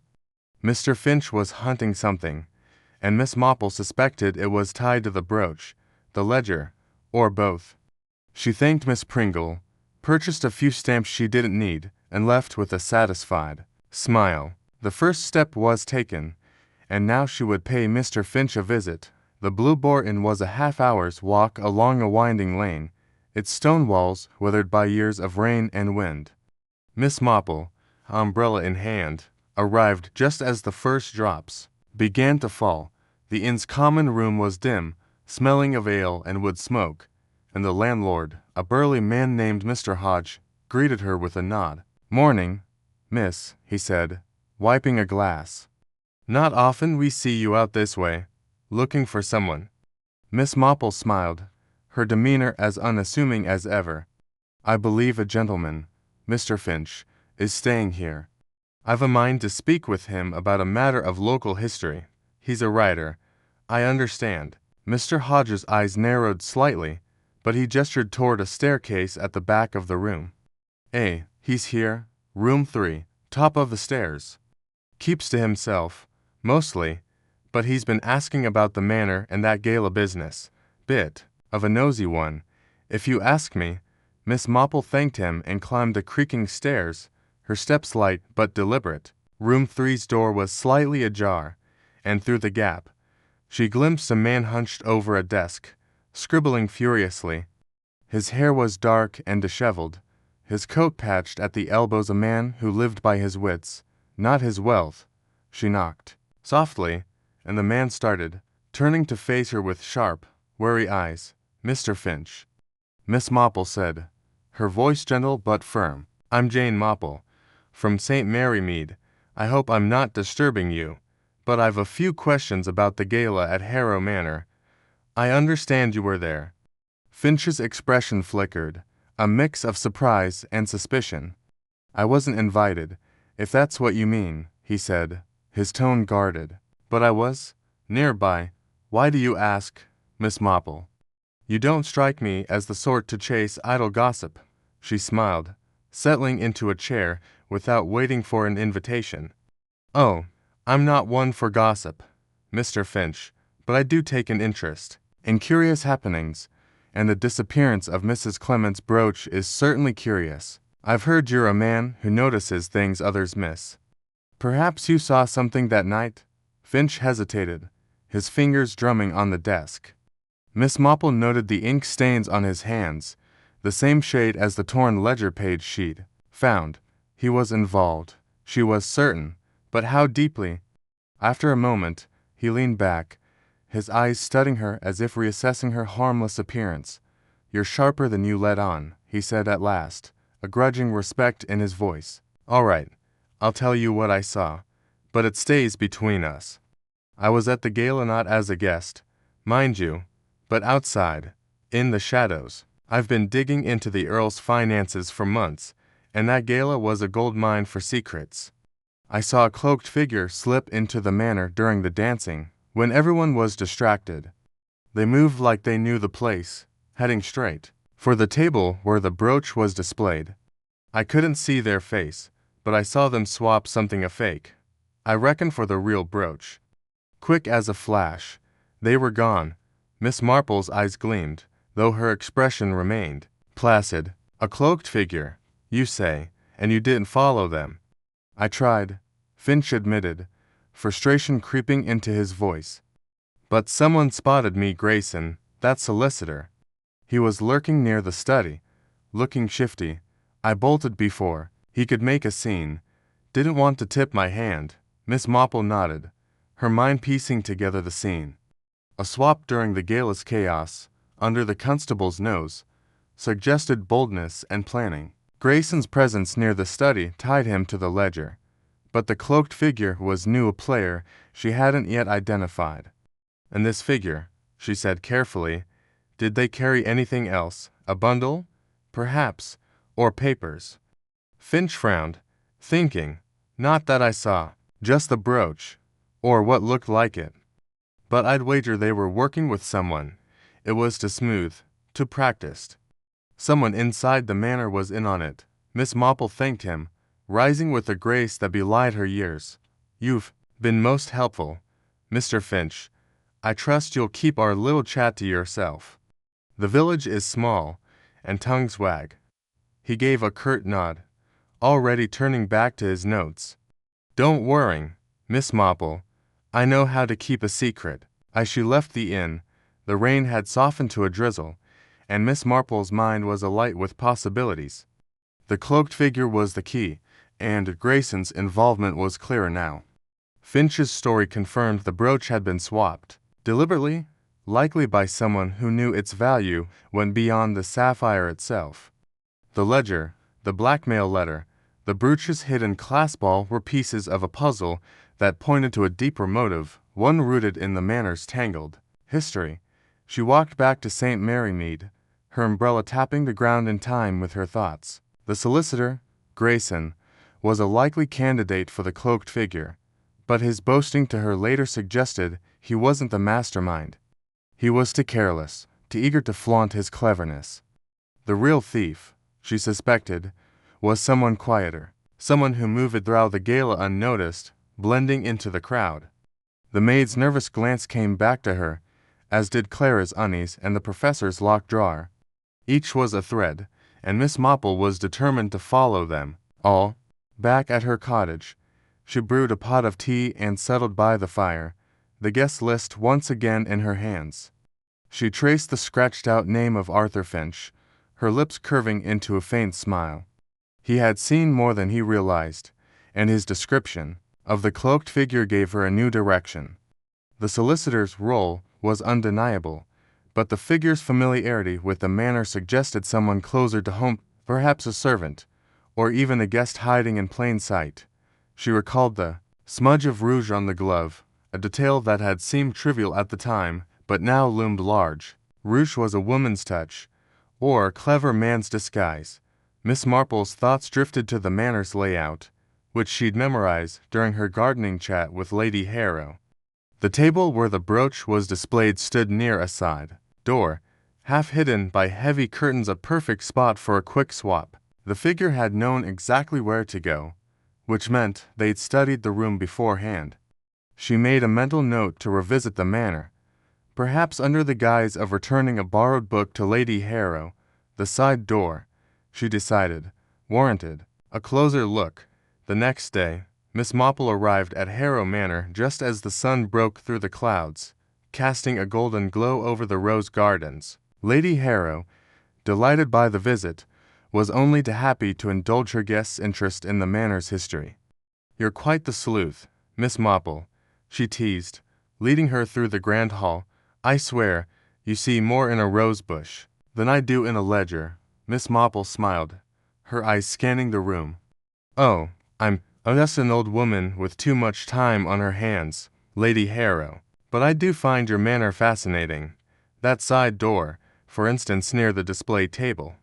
It's such a charming feature, tucked away like that." Lady Harrow glanced at the door, her brow furrowing slightly. "Charming, perhaps, but a nuisance. It sticks something dreadful, and the servants are always forgetting to lock it. I suppose it's why the constable thinks the thief slipped in that way." Miss Marple nodded, though she doubted the constable's theory. An unlocked door was convenient, but the swap's precision suggested an insider, not an opportunist. She lingered near the door, noting its proximity to the curtains and the faint scuff marks on the floor, barely visible unless one looked closely. They weren't from boots, she realized, but from softer shoes, perhaps a lady's slipper, or a man's attempt at stealth. As Lady Harrow prattled on about the roses, Miss Marple's gaze fell on a small table nearby, where a guest had left a program from the gala. She picked it up, feigning interest, and slipped it into her bag. Later, at home, she examined it closely. The program listed the evening's events, dances, speeches, a brief unveiling of the brooch, and included a seating chart. One name stood out: Miss Eleanor Price, a minor guest seated near the side door. Miss Price, Miss Marple recalled, had been quiet at the gala, her plain dress and demure manner making her nearly invisible among the glittering crowd. But her seat gave her a clear view of the brooch, and her unremarkable presence made her the perfect candidate for an unseen guest. Miss Marple's thoughts turned to Eleanor Price. She was a distant cousin of Lady Harrow, invited out of obligation rather than affection. The village gossip had little to say about her, which was precisely why Miss Marple found her intriguing.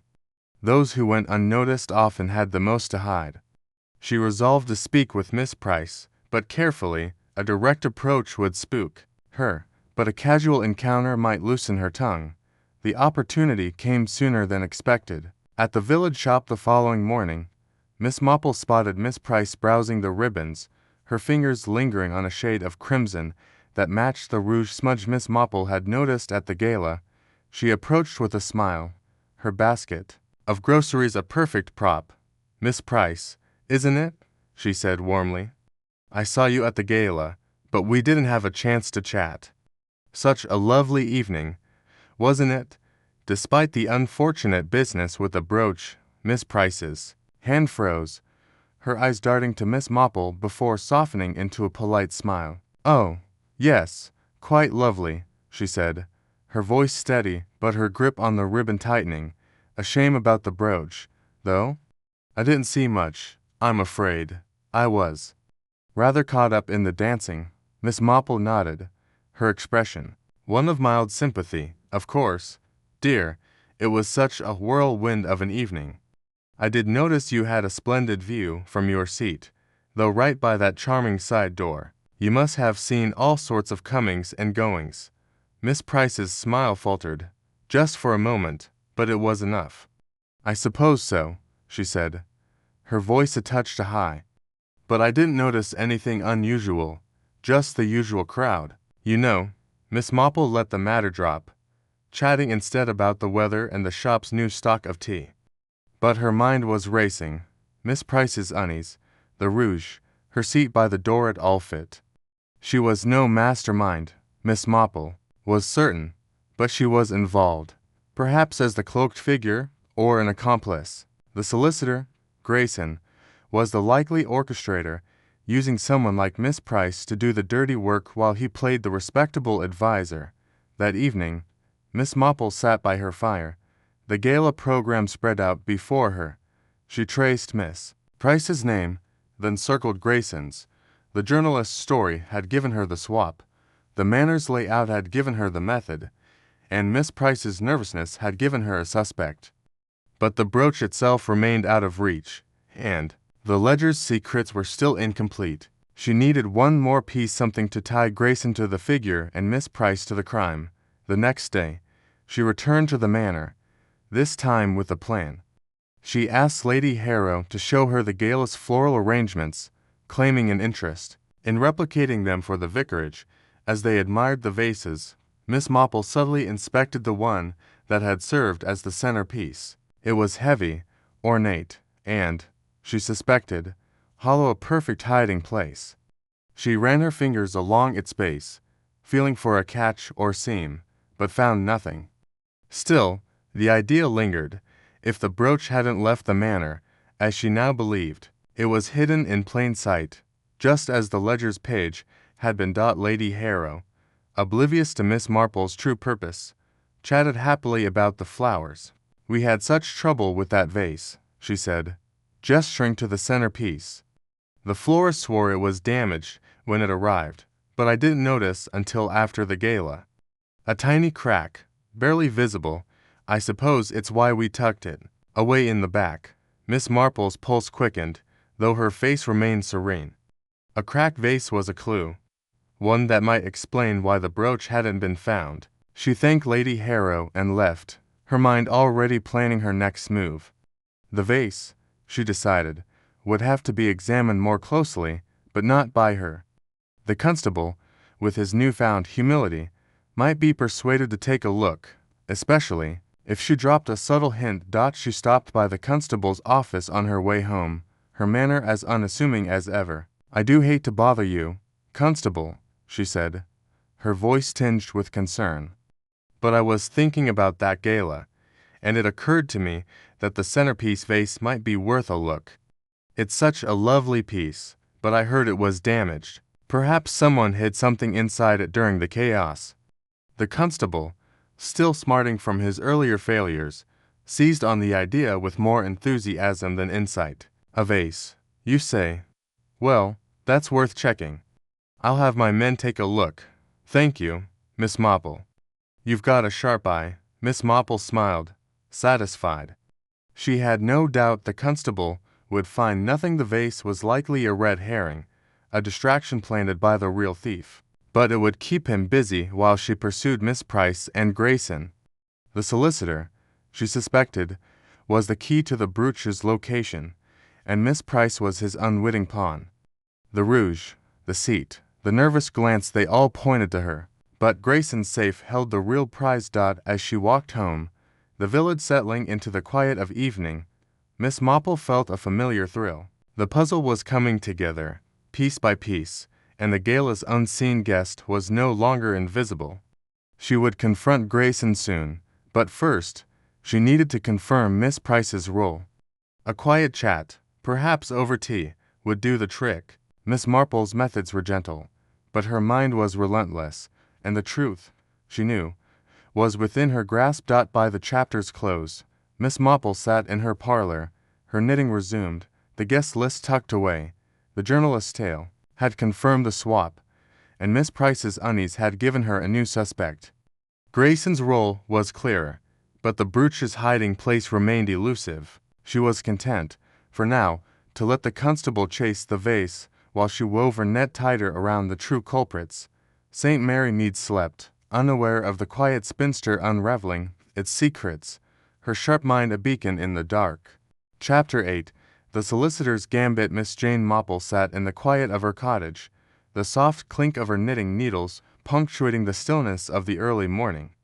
The events of the past few days swirled in her mind like leaves caught in a gentle autumn breeze. The sapphire brooch, the missing ledger, the nervous maid, the Earl's trembling hands, and the shadowy figure in the manor's garden, all pieces of a puzzle that refused to fully align. Yet, her sharp instincts told her the solicitor, Mr. Grayson, held a key to unlocking the mystery. His evasive demeanor at the gala, the faint glint of something valuable in his office safe during a casual village errand, and his connection to the Earl's financial woes pointed to a man playing a dangerous game. Today, she resolved to confront him, not with accusations, but with the subtle guile that had so often unraveled the tightest knots of deceit in St. Mary Mead. The morning was crisp, with a faint mist clinging to the hedgerows as Miss Marple made her way to the village square.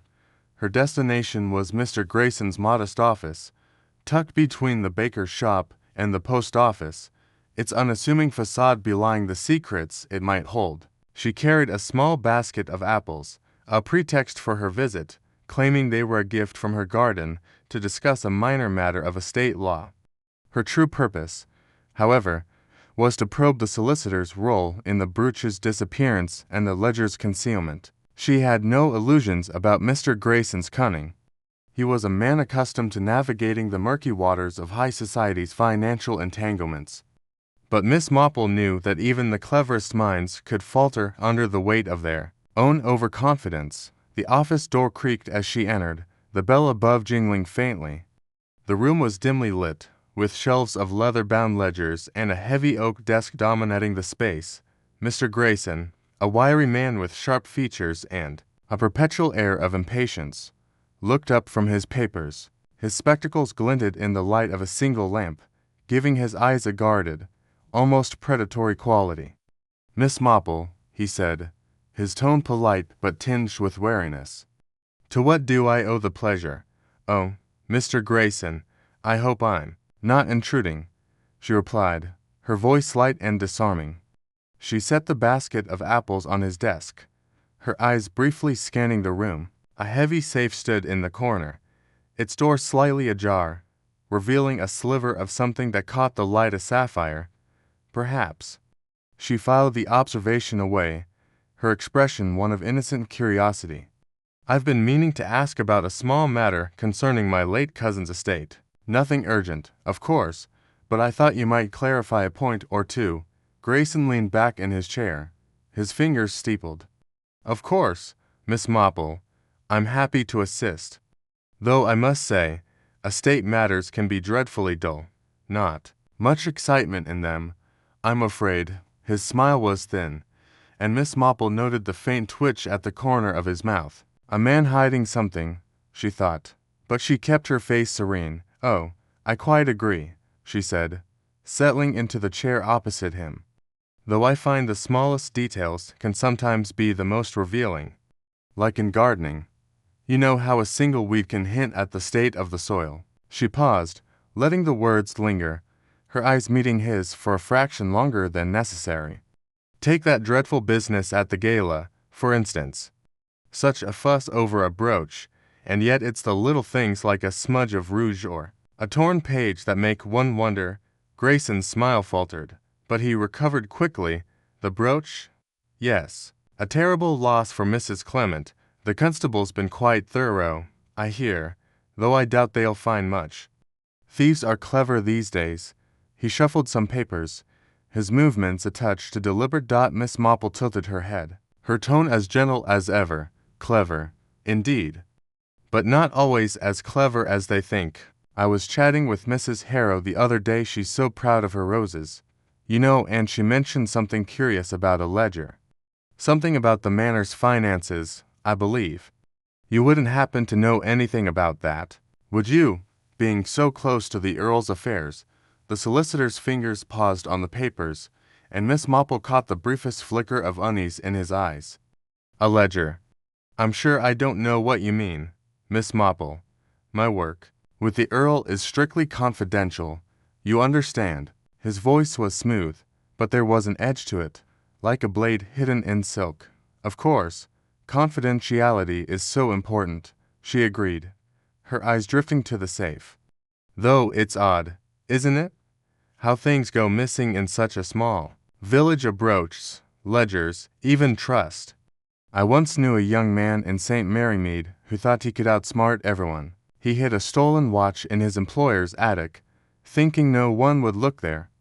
But attics, like safes, have a way of betraying their secrets."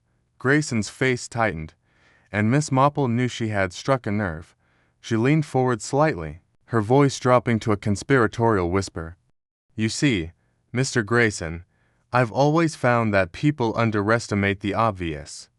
A safe, for instance, so secure, yet so tempting. One might think it's the perfect place to hide something valuable or incriminating." The solicitor's composure cracked, his hand twitching toward the safe before he caught himself. "Miss Marple, I'm a busy man," he said, his tone clipped. "If you've no specific questions about your cousin's estate, I really must get back to work." "Oh, but I do have one question," she said, her eyes bright with feigned innocence. "It's about a hypothetical situation, you understand. If someone were to, say, borrow something valuable like a brooch to settle a debt, would they need to keep it in a safe, or might they pass it along to someone else, perhaps someone who attended the gala?" Grayson stood abruptly, his chair scraping against the floor. "This is absurd. I won't be interrogated in my own office by a by." He stopped, catching himself, but Miss Marple's serene smile never wavered. "A nosy old spinster," she supplied helpfully. "Oh, I quite understand, Mr. Grayson, but you see, I've found that the truth has a way of slipping out, like a flower blooming in the wrong season. And I couldn't help but notice, when I passed by your office last week, a rather lovely glint in that safe of yours. Almost like a sapphire." I'd say the color drained from Grayson's face, and for a moment, Miss Marple thought he might bolt. Instead, he sank back into his chair, his shoulders slumping. "You're mistaken, Miss Marple," he said, but his voice lacked conviction. "I have no idea what you're talking about." She rose, smoothing her skirt, her basket of apples still untouched on his desk. "Of course, Mr. Grayson, I'm sure it's nothing, but do be careful. Safes can be such unreliable things, and the constable's been so eager for a breakthrough. I'd hate for him to misunderstand." She paused at the door, turning back with a final, disarming smile. "Thank you for your time. I'll let you know if I have any more questions about my cousin's estate." As she stepped into the sunlight, Miss Marple felt a quiet satisfaction. Grayson's reaction had confirmed her suspicions. He was deeply entangled in the brooch's disappearance, and the safe held more than just legal documents, but she needed more than a hunch to bring the matter to a close. The solicitor's arrogance had betrayed him, but he was not the sort to confess easily. She would need to push him further, to make him believe the net was closing. Her next stop was the vicarage, where she knew the constable, Mr. Pock, would be taking his midday tea with the vicar. Pock was a good man, earnest, but easily overwhelmed by the complexities of high society. Miss Marple had no intention of accusing Grayson outright. That would be far too crude. Instead, she would plant a seed, a gentle nudge to ensure the constable's attention turned toward the solicitor's office. The vicarage was a cozy haven, its parlor filled with the scent of freshly baked scones. Mrs. Clement, still shaken by the loss of her brooch, was absent, but the vicar welcomed Miss Marple warmly. Pock, his uniform slightly rumpled, looked up from his tea with a weary expression. "Miss Marple," he said, "I suppose you've heard the latest. We're no closer to finding that brooch. It's like it vanished into thin air." "Oh, I'm sure it's closer than you think," Miss Marple said, accepting a cup of tea. "Things have a way of turning up in the most unexpected places. Why, I was just at Mr. Grayson's office, discussing a small matter, and I couldn't help but notice how cluttered his safe seemed.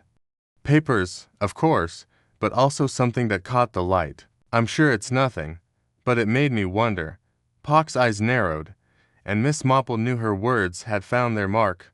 "Grayson, you say. He's been cooperative, but a safe, you say." He scratched his chin, his mind clearly turning over the possibility. The vicar chuckled. "Jane, you've a knack for noticing things. But surely you don't think Mr. Grayson's involved? He's been the Earl's solicitor for years. People can surprise you," Miss Marple said lightly, "even the most respectable ones. I once knew a churchwarden who kept a stolen silver candlestick in his attic. He thought no one would suspect him because of his position. But positions, like safes, can hide all sorts of secrets." Pock set down his cup, his expression more focused now. "I might have a word with Grayson, just to be thorough. You understand. Can't hurt to check." Miss Marple sipped her tea, her eyes twinkling. "A very wise decision, Mr. Pock. Thoroughness is so important in these matters." As she left the vicarage, Miss Marple felt the pieces of the puzzle shifting closer together. Grayson's safe was the key, but she suspected he was not working alone. The brooch's swap at the gala, the ledger's torn page, the maid's nervous glance all pointed to a network of deceit, with Grayson at its heart but not its head. She needed to return to the manor, to revisit the scene of the crime and confirm her suspicions about the brooch's hiding place. The gala's floral centerpiece had been nagging at her memory, its elaborate design a perfect cover for something small and valuable. The manor was quiet when she arrived, Lady Harrow busy with preparations for an upcoming garden party. Miss Marple, under the guise of offering advice on the rose garden, slipped into the ballroom where the gala had been held. The centerpiece, a towering arrangement of roses and lilac, still stood on the main table, its vase a heavy, ornate piece of crystal. She ran her fingers along its base, feeling for anything unusual. There, beneath a decorative rim, was a faint seam, a hidden compartment, perhaps. She glanced around, ensuring she was alone, then pressed gently. A small panel clicked open, revealing a hollow space just large enough to hold a brooch, but it was empty. Miss Marple's lips pursed in thought. The brooch had been here, she was certain, but someone had moved it. The maid, perhaps, or someone else who knew the vase's secret. Her thoughts were interrupted by the sound of footsteps. Lady Harrow appeared, her face a mix of surprise and curiosity. "Miss Marple, I didn't expect to see you here. Are you still admiring the roses?" "Oh, yes," Miss Marple said, closing the panel with a deft movement. And your lovely centerpiece. Such craftsmanship. It almost seems designed to hold secrets, doesn't it? Lady Harrow laughed. But there was a nervous edge to it. Secrets. Oh, Jane, you do have an imagination. It's just a vase, I assure you. Of course, Miss Marple said, her smile unwavering. Just a vase. As she made her way back to her cottage, Miss Marple's mind raced. The empty compartment confirmed her theory. The brooch had been hidden during the gala, likely by the maid under someone's orders, and then moved when the search intensified. Grayson's safe was the logical place, but she needed proof and a way to force his hand. She decided to write an anonymous note to Pock, suggesting a search of the solicitor's office. It was a risk, but a calculated one. Grayson's arrogance would be his undoing, and she was determined to be there when it happened. That evening, she penned the note in a careful, nondescript hand. Dear Mr. Pock, you might find it worthwhile to examine Mr. Grayson's safe. Something valuable may be hidden there. A concerned friend.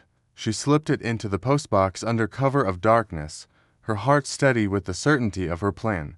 The next morning, the village buzzed with news. Pock had obtained a warrant to search Grayson's office. Miss Marple, feigning surprise, joined the small crowd outside the solicitor's door as Pock and his deputy entered. Grayson's protests were loud, his face flushed with indignation, but Miss Marple noted the sweat on his brow. When Pock emerged, holding a small velvet pouch, the crowd gasped. Inside was the sapphire brooch, its intricate clasp unmistakable. Grayson's composure shattered. It's not what you think, he shouted. I was holding it for a client.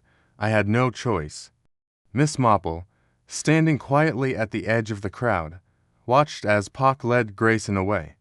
She felt a quiet satisfaction, but the puzzle was not yet complete. The brooch was recovered, but the ledger's secrets and the blackmailer's identity remained. She suspected the maid knew more than she'd let on, and the vase's empty compartment suggested another player in the game. As she walked home, her mind already turning to the next step, she allowed herself a small smile. The solicitor's gambit had failed, but the true mastermind was still at large, and Miss Marple was determined to find them. Back at her cottage, she settled into her armchair, her knitting needles clicking rhythmically. The brooch was safe, but the ledger's torn page and Clara's blackmail letter pointed to a deeper conspiracy. She recalled the Earl's ink-stained hands, the professor's locked drawer, and the journalist's cloaked figure. Each was a thread in the tapestry, and she would pull them one by one until the full picture emerged. For now, she was content to let Pock take the credit, her role unnoticed by the village. St. Mary Mead would sleep soundly tonight, but Miss Marple's sharp mind was already at work, ready to unravel the next layer of deceit. The day passed quietly, with Miss Marple tending to her garden and exchanging pleasantries with neighbors. But her thoughts never strayed far from the manor, the gala, and the secrets hidden in plain sight. She revisited her notes, a small notebook filled with neat handwriting, each observation a stepping stone toward the truth. The maid's nervous glance, the chipped lockpick, the torn ledger page, all were clues, but none pointed directly to the mastermind. She needed to return to the manor, to speak with the maid and examine the study once more. The following morning, she called on Lady Harrow again, this time with a basket of scones as her excuse. The manor was abuzz with preparations for the garden party, servants bustling about with trays and decorations. Miss Marple found the maid, Ellen, polishing silver in the dining room. The girl's hands trembled slightly, and Miss Marple noted the same nervous glance she'd seen at the gala. Ellen, my dear, Miss Marple said kindly, setting the scones on the table. You've been working so hard. It must have been quite a night at the gala, with all those grand people. Ellen's eyes darted to the door, then back to Miss Marple. It was, ma'am, a lot of fuss, and then the brooch going missing. I didn't see nothing, I swear. Miss Marple smiled, her tone gentle. Of course, dear, but you know, I've always found that servants see more than anyone else. Little things, like a guest lingering near the centerpiece or someone slipping into the study. You wouldn't have noticed anything like that, would you? Ellen's hands froze on the silver, and Miss Marple saw the flicker of fear in her eyes. I don't know, ma'am, I was busy serving. But I did see Mr. Grayson near the centerpiece, talking to someone in a cloak. I thought it was odd, but I didn't think nothing of it. A cloak, you say? Miss Marple's voice was soft, encouraging. How interesting. And did you see where they went? Ellen hesitated, then whispered, toward the study. Ma'am, but I didn't follow. I was too scared. Miss Marple patted her hand. You've done the right thing, telling me. Don't worry, dear. I'll make sure no one bothers you. As she left the manor, Miss Marple's mind raced. Grayson and a cloaked figure, likely the journalist, Mr. Finch, or perhaps someone else entirely. The study was the key, with its locked box and missing ledger. She needed to examine it again, but discreetly. Lady Harrow's garden party would provide the perfect opportunity. With the manor full of distractions, the party was a grand affair, with villagers and gentry mingling under colorful tents. Miss Marple, dressed in her best hat, moved through the crowd, her eyes scanning for familiar faces. She spotted Clara, the heiress, looking radiant but tense, and Professor Vale, the reclusive scholar, hovering near the edge of the gathering. The Earl was absent, likely nursing his wounded pride. After Grayson's arrest, Miss Marple made her way to the study, slipping inside while the guests were distracted by a string quartet. The room was as she remembered it: heavy curtains, a mahogany desk, and the locked box she'd noted earlier. Using a hairpin, she deftly opened the box, revealing a bundle of papers. Among them was the complete ledger, its pages detailing the Earl's fraudulent dealings with his late brother. Tucked inside was Clara's blackmail letter, its contents explosive enough to ruin her reputation. Miss Marple slipped the letter into her pocket, leaving the ledger for Pock to find.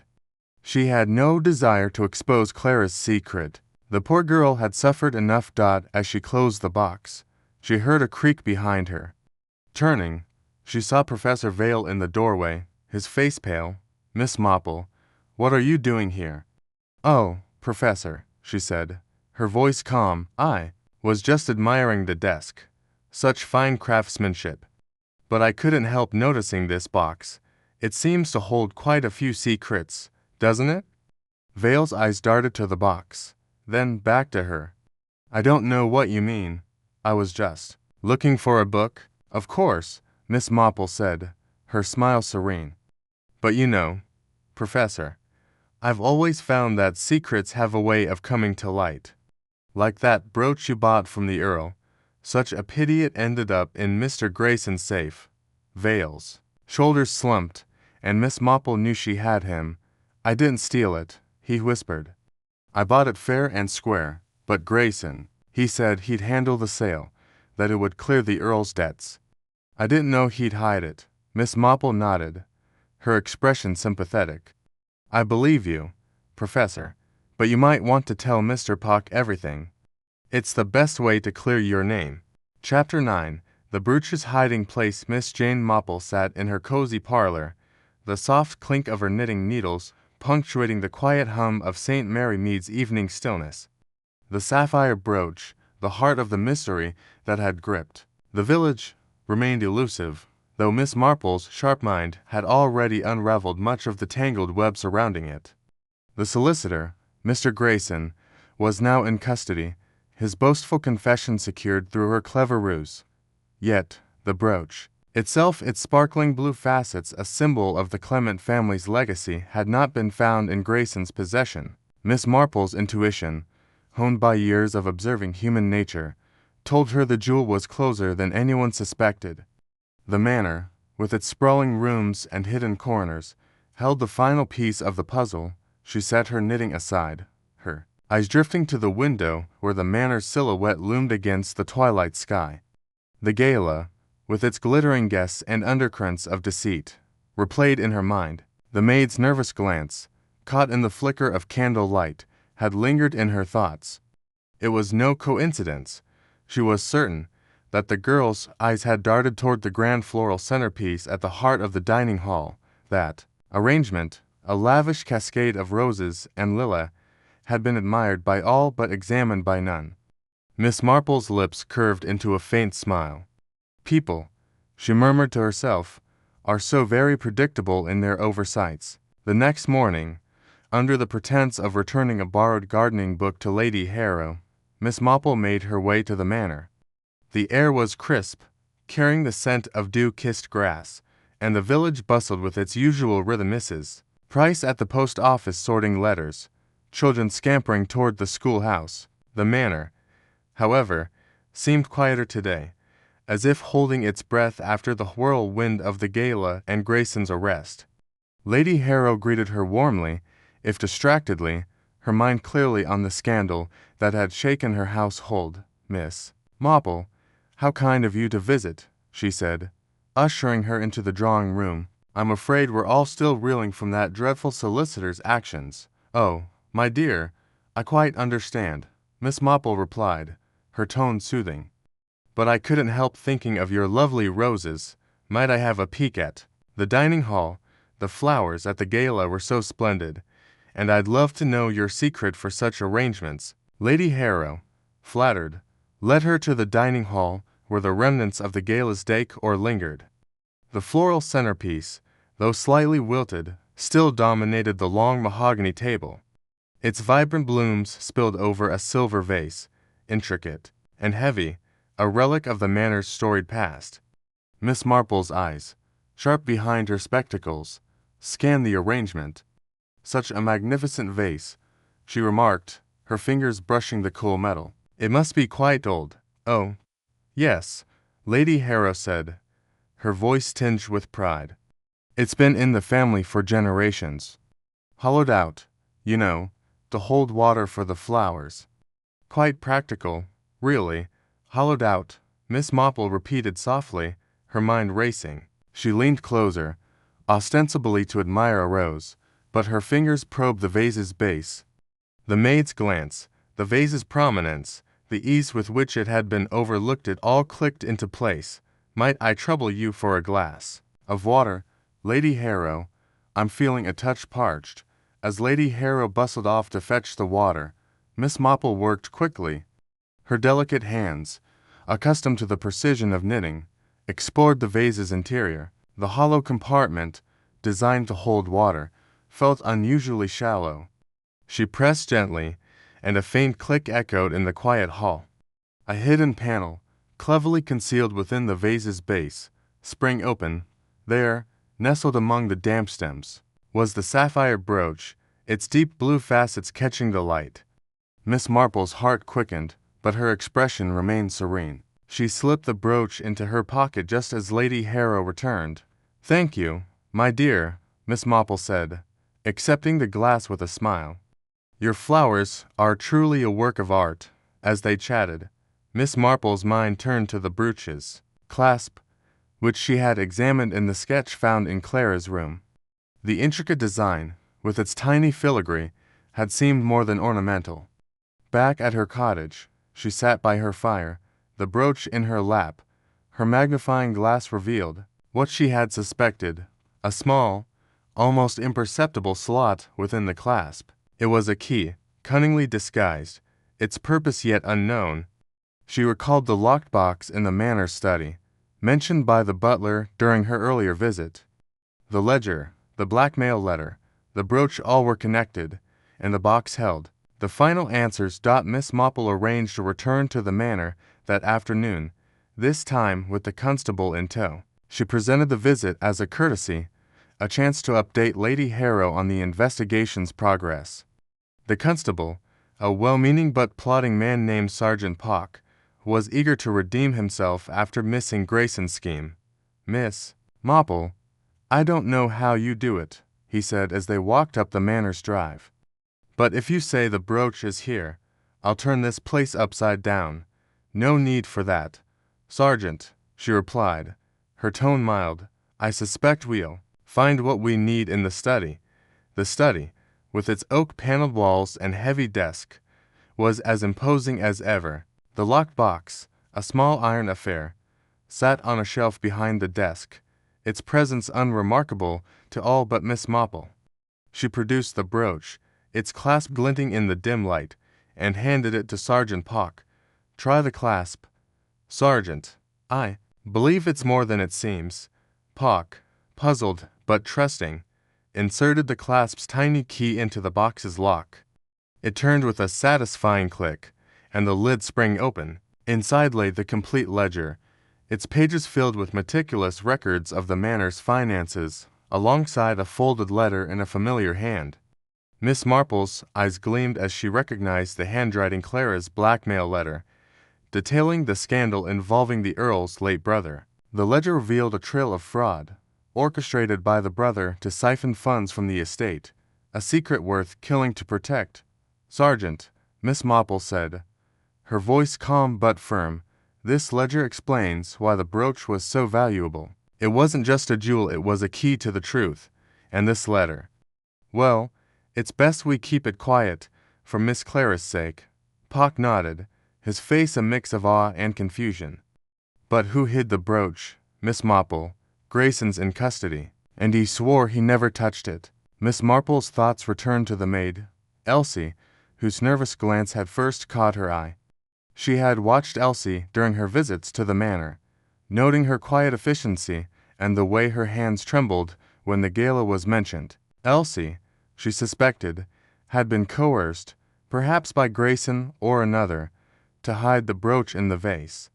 A quiet word with the housekeeper confirmed Elsie's recent distress, and a gentle conversation with the girl herself, conducted over tea in Miss Marple's cottage, drew out the truth. "I didn't mean no harm, miss," Elsie whispered, her eyes brimming with tears. "Mr. Grayson said it was to protect the manor, that the brooch would be safe in the vase till he could sort things out.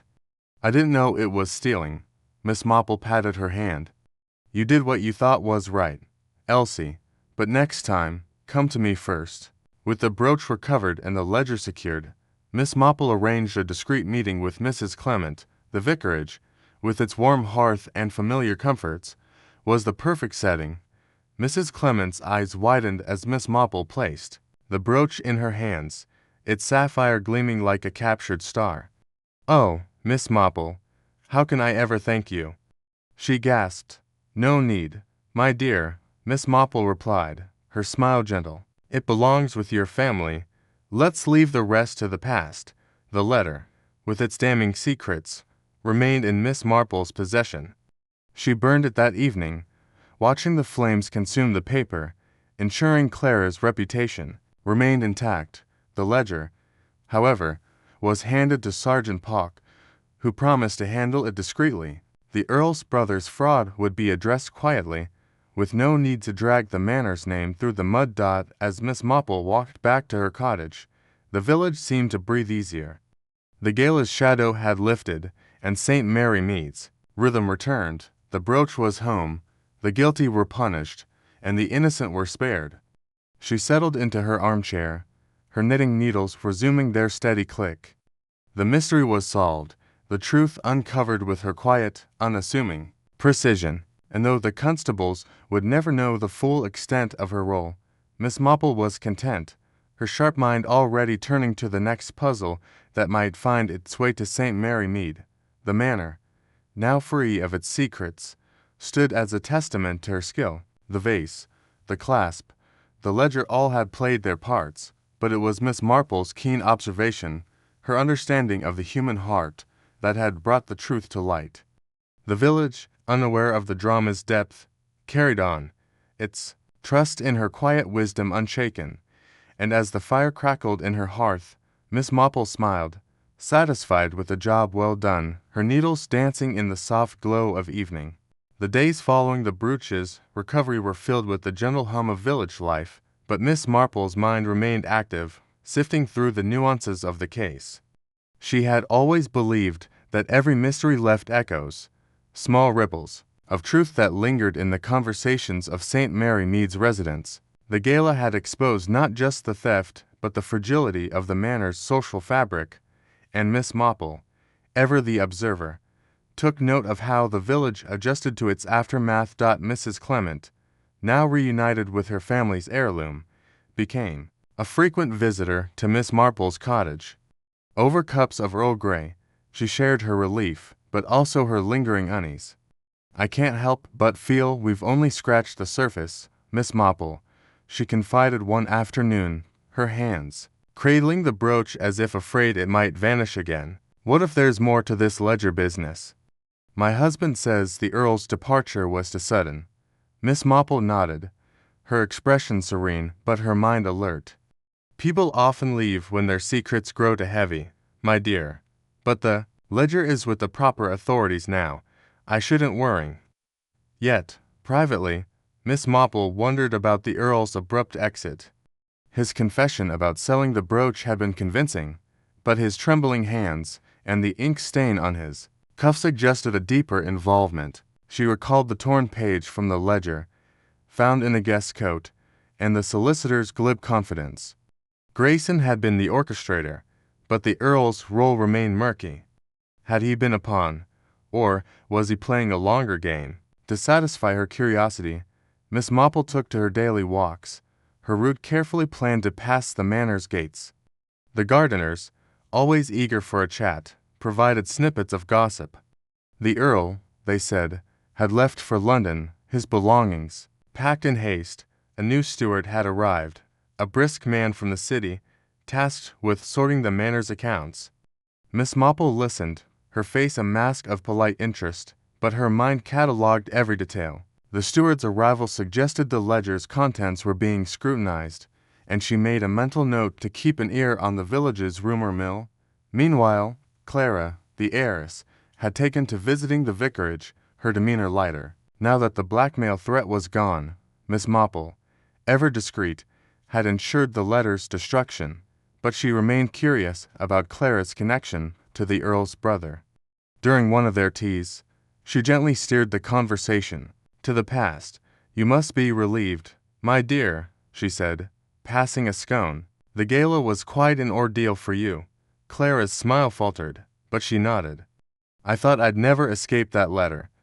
It was foolish of me to trust him." Miss Marple's eyes softened, but her question was precise. "The Earl's brother, you mean? He had a way with words, I hear." Clara hesitated, then spoke in a rush. "He promised me the world," Miss Marple said. "He'd make me his partner in some grand venture. But it was all lies, tied to that wretched ledger. I was young, and I believed him." Miss Marple patted her hand, her mind piecing together the final threads. The Earl's brother had used his charm to entangle Clara, likely to secure her silence about his financial schemes. The brooch, with its hidden key, had been his insurance, a means to access the ledger if his plans unraveled. His death had left the brooch in the Earl's hands, and the cycle of deceit had continued until Miss Marple's intervention. As the weeks passed, the village settled into a new rhythm. The manor, under the steward's management, began to recover its financial footing, and the brooch was safely locked in Mrs. Clement's safe. Elsie, the maid, found new confidence under Miss Marple's gentle encouragement, her role in the theft forgiven as a moment of misguided loyalty. The constable, Sergeant Pock, took to tipping his hat to Miss Marple whenever their paths crossed, a silent acknowledgment of her unseen hand in the case's resolution. Yet, Miss Marple's work was never truly done. She sat by her window one evening, her knitting in her lap, watching the village lights flicker against the dusk. The brooch's recovery had restored St. Mary Mead's peace, but she knew other mysteries would come. Human nature, with its mix of greed, love, and secrets, was a constant wellspring of puzzles, and she, with her quiet wisdom and unerring eye, would be ready. The fire crackled, casting shadows on the walls, and Miss Marple's needles moved in their steady rhythm. The brooch, the ledger, the letter, all were safe, their secrets laid to rest. St. Mary Mead, for now, was at peace, and Miss Marple, content with her role in its restoration, let her thoughts drift to the next challenge, her mind as sharp as ever, waiting for the village to whisper its next tale. Chapter 10. The village rest. A red morning sun filtered through the lace curtains of Miss Jane Marple's cottage, casting delicate patterns on the polished oak table where she sat, her knitting needles clicking softly. The village of St. Mary, Mead was stirring, its rhythm restored after the whirlwind of the sapphire brooch affair. Miss Marple, with her usual composure, had invited Mrs. Clement and Clara, the heiress, for tea. The invitation was simple, written in her neat hand, but it carried the weight of resolution. She had solved the mystery, and now, with the brooch safely recovered, she intended to tie up the final threads with her characteristic discretion. The cottage was a picture of quiet elegance. A vase of freshly cut roses sat on the sideboard, their scent mingling with the aroma of brewing tea. Miss Marple adjusted her shawl, her eyes bright with the satisfaction of a puzzle well solved. The village had been abuzz since the solicitor, Mr. Grayson, was quietly taken into custody by the local constables, who, though competent in their routine duties, had been out of their depth with the Manor's high-stakes drama. Miss Marple had ensured Grayson's arrest with an anonymous tip. A carefully worded note slipped under the station door in the dead of night. She had no desire for credit. The restoration of harmony in St. Mary Mead was reward enough. Mrs. Clement arrived first, her face still pale, but softened with relief. She wore a simple gray dress, her hands fidgeting with a lace handkerchief. "Oh, Miss Marple," she said, stepping into the cottage, "I can hardly believe it's over. The brooch, my family's pride, returned to me. I don't know how to thank you." Miss Marple smiled, her eyes crinkling. "My dear, a cup of tea and your company are thanks enough. Please, sit." She gestured to a cushioned chair by the table, where a tray of scones and clotted cream awaited. Mrs. Clement settled in, her shoulders relaxing as Miss Marple poured tea from a porcelain pot, the steam curling in the morning light. Clara arrived moments later, her elegance undimmed despite the ordeal. Her silk dress rustled as she entered, her eyes wary but grateful. "Miss Marple," she said, her voice low, "I owe you more than I can say. That letter, I thought it would ruin me." Miss Marple waved a hand dismissively, though her gaze was sharp. "Nonsense, my dear, these things have a way of sorting themselves out. Now, let's have tea and put all this behind us." As the three women sat, the conversation flowed gently, touching on village matters, the upcoming flower show, the vicar's new sermon series, but Miss Marple's mind was still weaving through the events of the past weeks. She had unraveled the mystery with her usual method, quiet observation, a knack for human nature, and an unerring sense for the details others overlooked. The brooch, hidden in the gala's floral centerpiece, had been the final piece, but the path to it had been a tapestry of motives and secrets. The sapphire brooch, with its intricate clasp, had been more than a jewel. Its tiny key, cunningly concealed, had unlocked a box in the Manor's study, revealing the complete ledger and Clara's blackmail letter. The ledger detailed the fraudulent dealings of the Earl's late brother, who had siphoned funds from the Manor's estate to cover his gambling debts. The letter, penned in a moment of youthful indiscretion, had linked Clara to him, a scandal that could have tarnished her reputation. Miss Marple had chosen to keep the letter's contents private, handing it to Clara with a quiet word, "Burn it, my dear, and let the past rest." The Earl, meanwhile, had left St. Mary Mead under the pretense of a business trip, his departure hastened by the ledger's exposure. Whispers in the village suggested he was selling his London properties to settle his debts, a move Miss Marple suspected would keep him away for good. She felt no malice toward him. His confession, though laced with half-truths, had helped her confirm the brooch at the gala was a replica. His trembling hands and ink-stained fingers had pointed her to the torn ledger page, a clue that had unraveled his role in the scheme. Clara, now free from the blackmailer's grip, had surprised the village with a generous donation to the vicarage, funding repairs to the crumbling bell tower. Miss Marple had watched her at the gala, noting her nervous glances, and had sensed a good heart beneath the heiress's polished exterior. Clara's gratitude was evident as she sipped her tea, her fingers steady for the first time in weeks. "I've decided to stay in St. Mary Mead for a while," she said, her voice brighter. "The village has a charm I hadn't noticed before." Mrs. Clement nodded, her eyes misty. "It's a special place, and thanks to you, Miss Marple, it's whole again." Miss Marple demurred, her knitting needles pausing. "Oh, I did very little. People talk, you know, and secrets have a way of slipping out."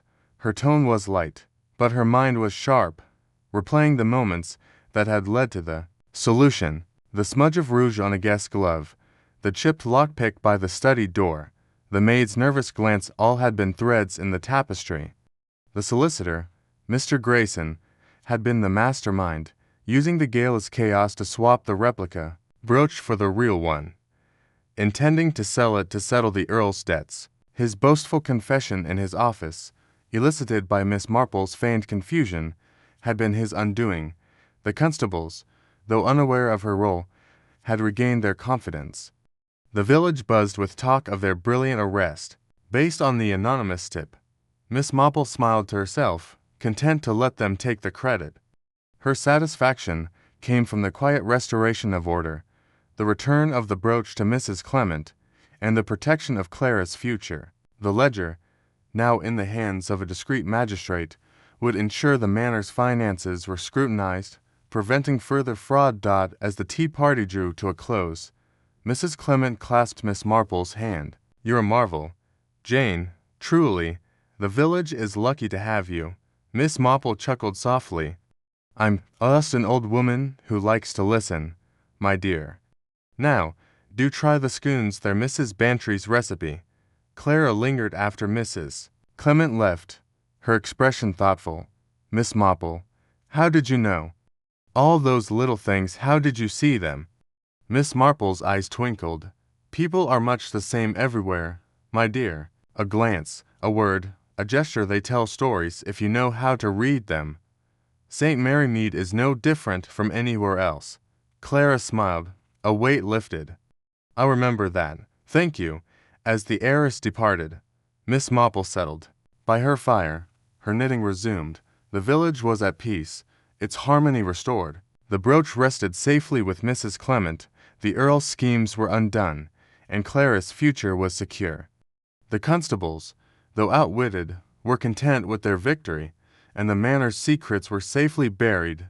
Miss Marple's sharp mind, ever restless, was already turning to the next puzzle, though for now she was content in it and watched the fires glow.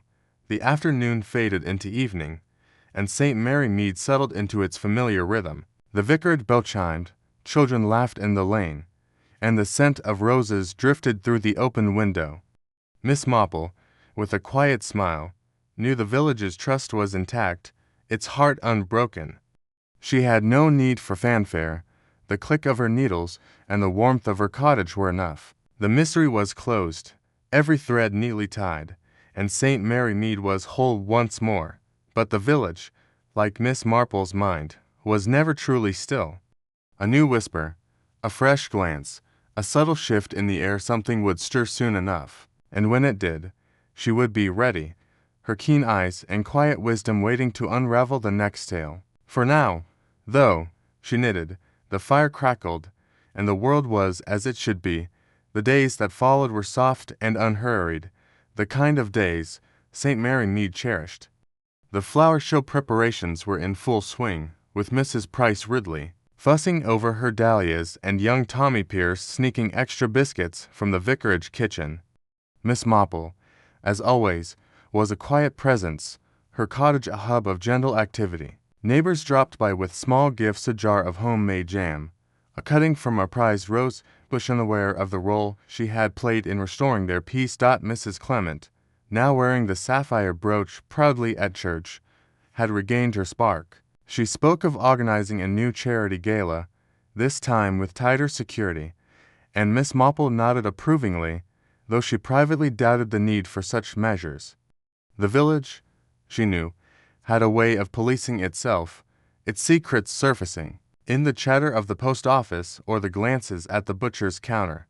Clara, true to her word, stayed on, renting a small cottage near the green. She was seen walking with the vicar's son, a shy young man with a fondness for poetry, and Miss Marple noted the blush in Clara's cheeks with quiet amusement. The heiress was finding her place, her past no longer a shadow. The blackmail letter, reduced to ashes in Clara's fireplace, would trouble her no more. The Earl's absence was barely remarked upon. So smoothly had Miss Marple's work faded into the background. The manor, under Lady Harrow's capable hands, was being restored to its former glory, with talk of opening its gardens to the public. The ledger's revelations had prompted a discreet audit, and the manor's finances were slowly stabilizing. Miss Marple, who had passed the ledger to a trusted friend in the magistrate's office, felt no need to follow its progress further. Her part was done. The constables, meanwhile, had taken to patrolling with a new swagger, their egos bolstered by the arrest of Mr. Grayson. The solicitor, now facing charges of theft and fraud, had been sent to the county court. His boasts silenced, Miss Marple had heard, through the village grapevine, that he'd tried to pin the blame on the footman, Tom, but the boy's honest confusion had swayed the magistrate. Tom, chastened but relieved, had returned to his duties at the manor, his muddy boots, a lesson learned. As the weeks passed, Miss Marple's cottage remained a haven of calm. She tended her garden, her fingers deft among the roses, and welcomed visitors with her usual warmth. The village children, bold enough to knock, were rewarded with stories and peppermints, though Miss Marple's tales were carefully free of her own exploits. She preferred it that way, her role as the village's quiet guardian unspoken but deeply felt. One afternoon, as autumn crept into St. Mary Mead, Miss Marple sat with her knitting, her eyes on the horizon. A letter had arrived from Professor Vale, the reclusive scholar, thanking her for the book she'd borrowed as her pretext for visiting his study. The letter was polite, but Miss Marple noted its careful phrasing, a hint of unease in the loops of his handwriting. She smiled to herself, filing the observation away. Vale had been a minor player, his lie about the brooch's sale a clumsy attempt to cover his tracks. He was no mastermind, but his nervous tic had confirmed her suspicions, and she was content to let him stew in his scholarly retreat. The journalist, Mr. Finch, had left the village shortly after their meeting at the inn, his story on the Earl's finances published in a London paper. Miss Marple had read it with interest, noting its careful omissions. Finch, she suspected, had seen more than he shared, but his description of the cloaked figure at the gala had been enough to point her to Grayson. She wished him well, wherever his investigations took him, but hoped he'd steer clear of St. Mary Mead for a while. The village needed no more scandals. As the fire burned low, Miss Marple's thoughts turned to the brooch itself. Its sapphire gleamed in her memory, a symbol of the village's resilience. The tiny key, hidden in its clasp, had unlocked more than a box. It had revealed the fragility of trust and the strength of quiet justice. She had returned the brooch to Mrs. Clement with a simple explanation, leaving out the ledger, the letter, and the tangled motives of the manor's guests. Mrs. Clement had wept with gratitude, and Miss Marple had patted her hand, her heart full. The village, too, was full of life, of gossip, of the small joys and sorrows that bound it together. Miss Marple, knitting by her fire, felt its pulse as surely as her own. She was part of St. Mary Mead, yet apart from it, her mind always a step ahead, her eyes always watching. The mystery of the sapphire brooch was solved, its threads neatly tied, but she knew others would come. A misplaced word, a shadowed glance, a secret too heavy to keep, they would find her, as they always did. And so, as the stars rose over St. Mary Mead, Miss Marple knitted on, her needles a steady rhythm, her mind at rest, but ever ready. The village slept, its harmony restored, its trust unbroken. The brooch was home, the manor was healing, and the constables, bless them, were none the wiser. Miss Marple smiled into the firelight, content with her work, her cottage a beacon of quiet strength in a world that needed it. The seasons would turn, the village would hum, and Miss Marple would be there, watching, listening, solving, for now. Though she was simply Jane, an old woman with a sharp mind and a warm heart, knitting by the fire as St. Mary Mead dreamed on.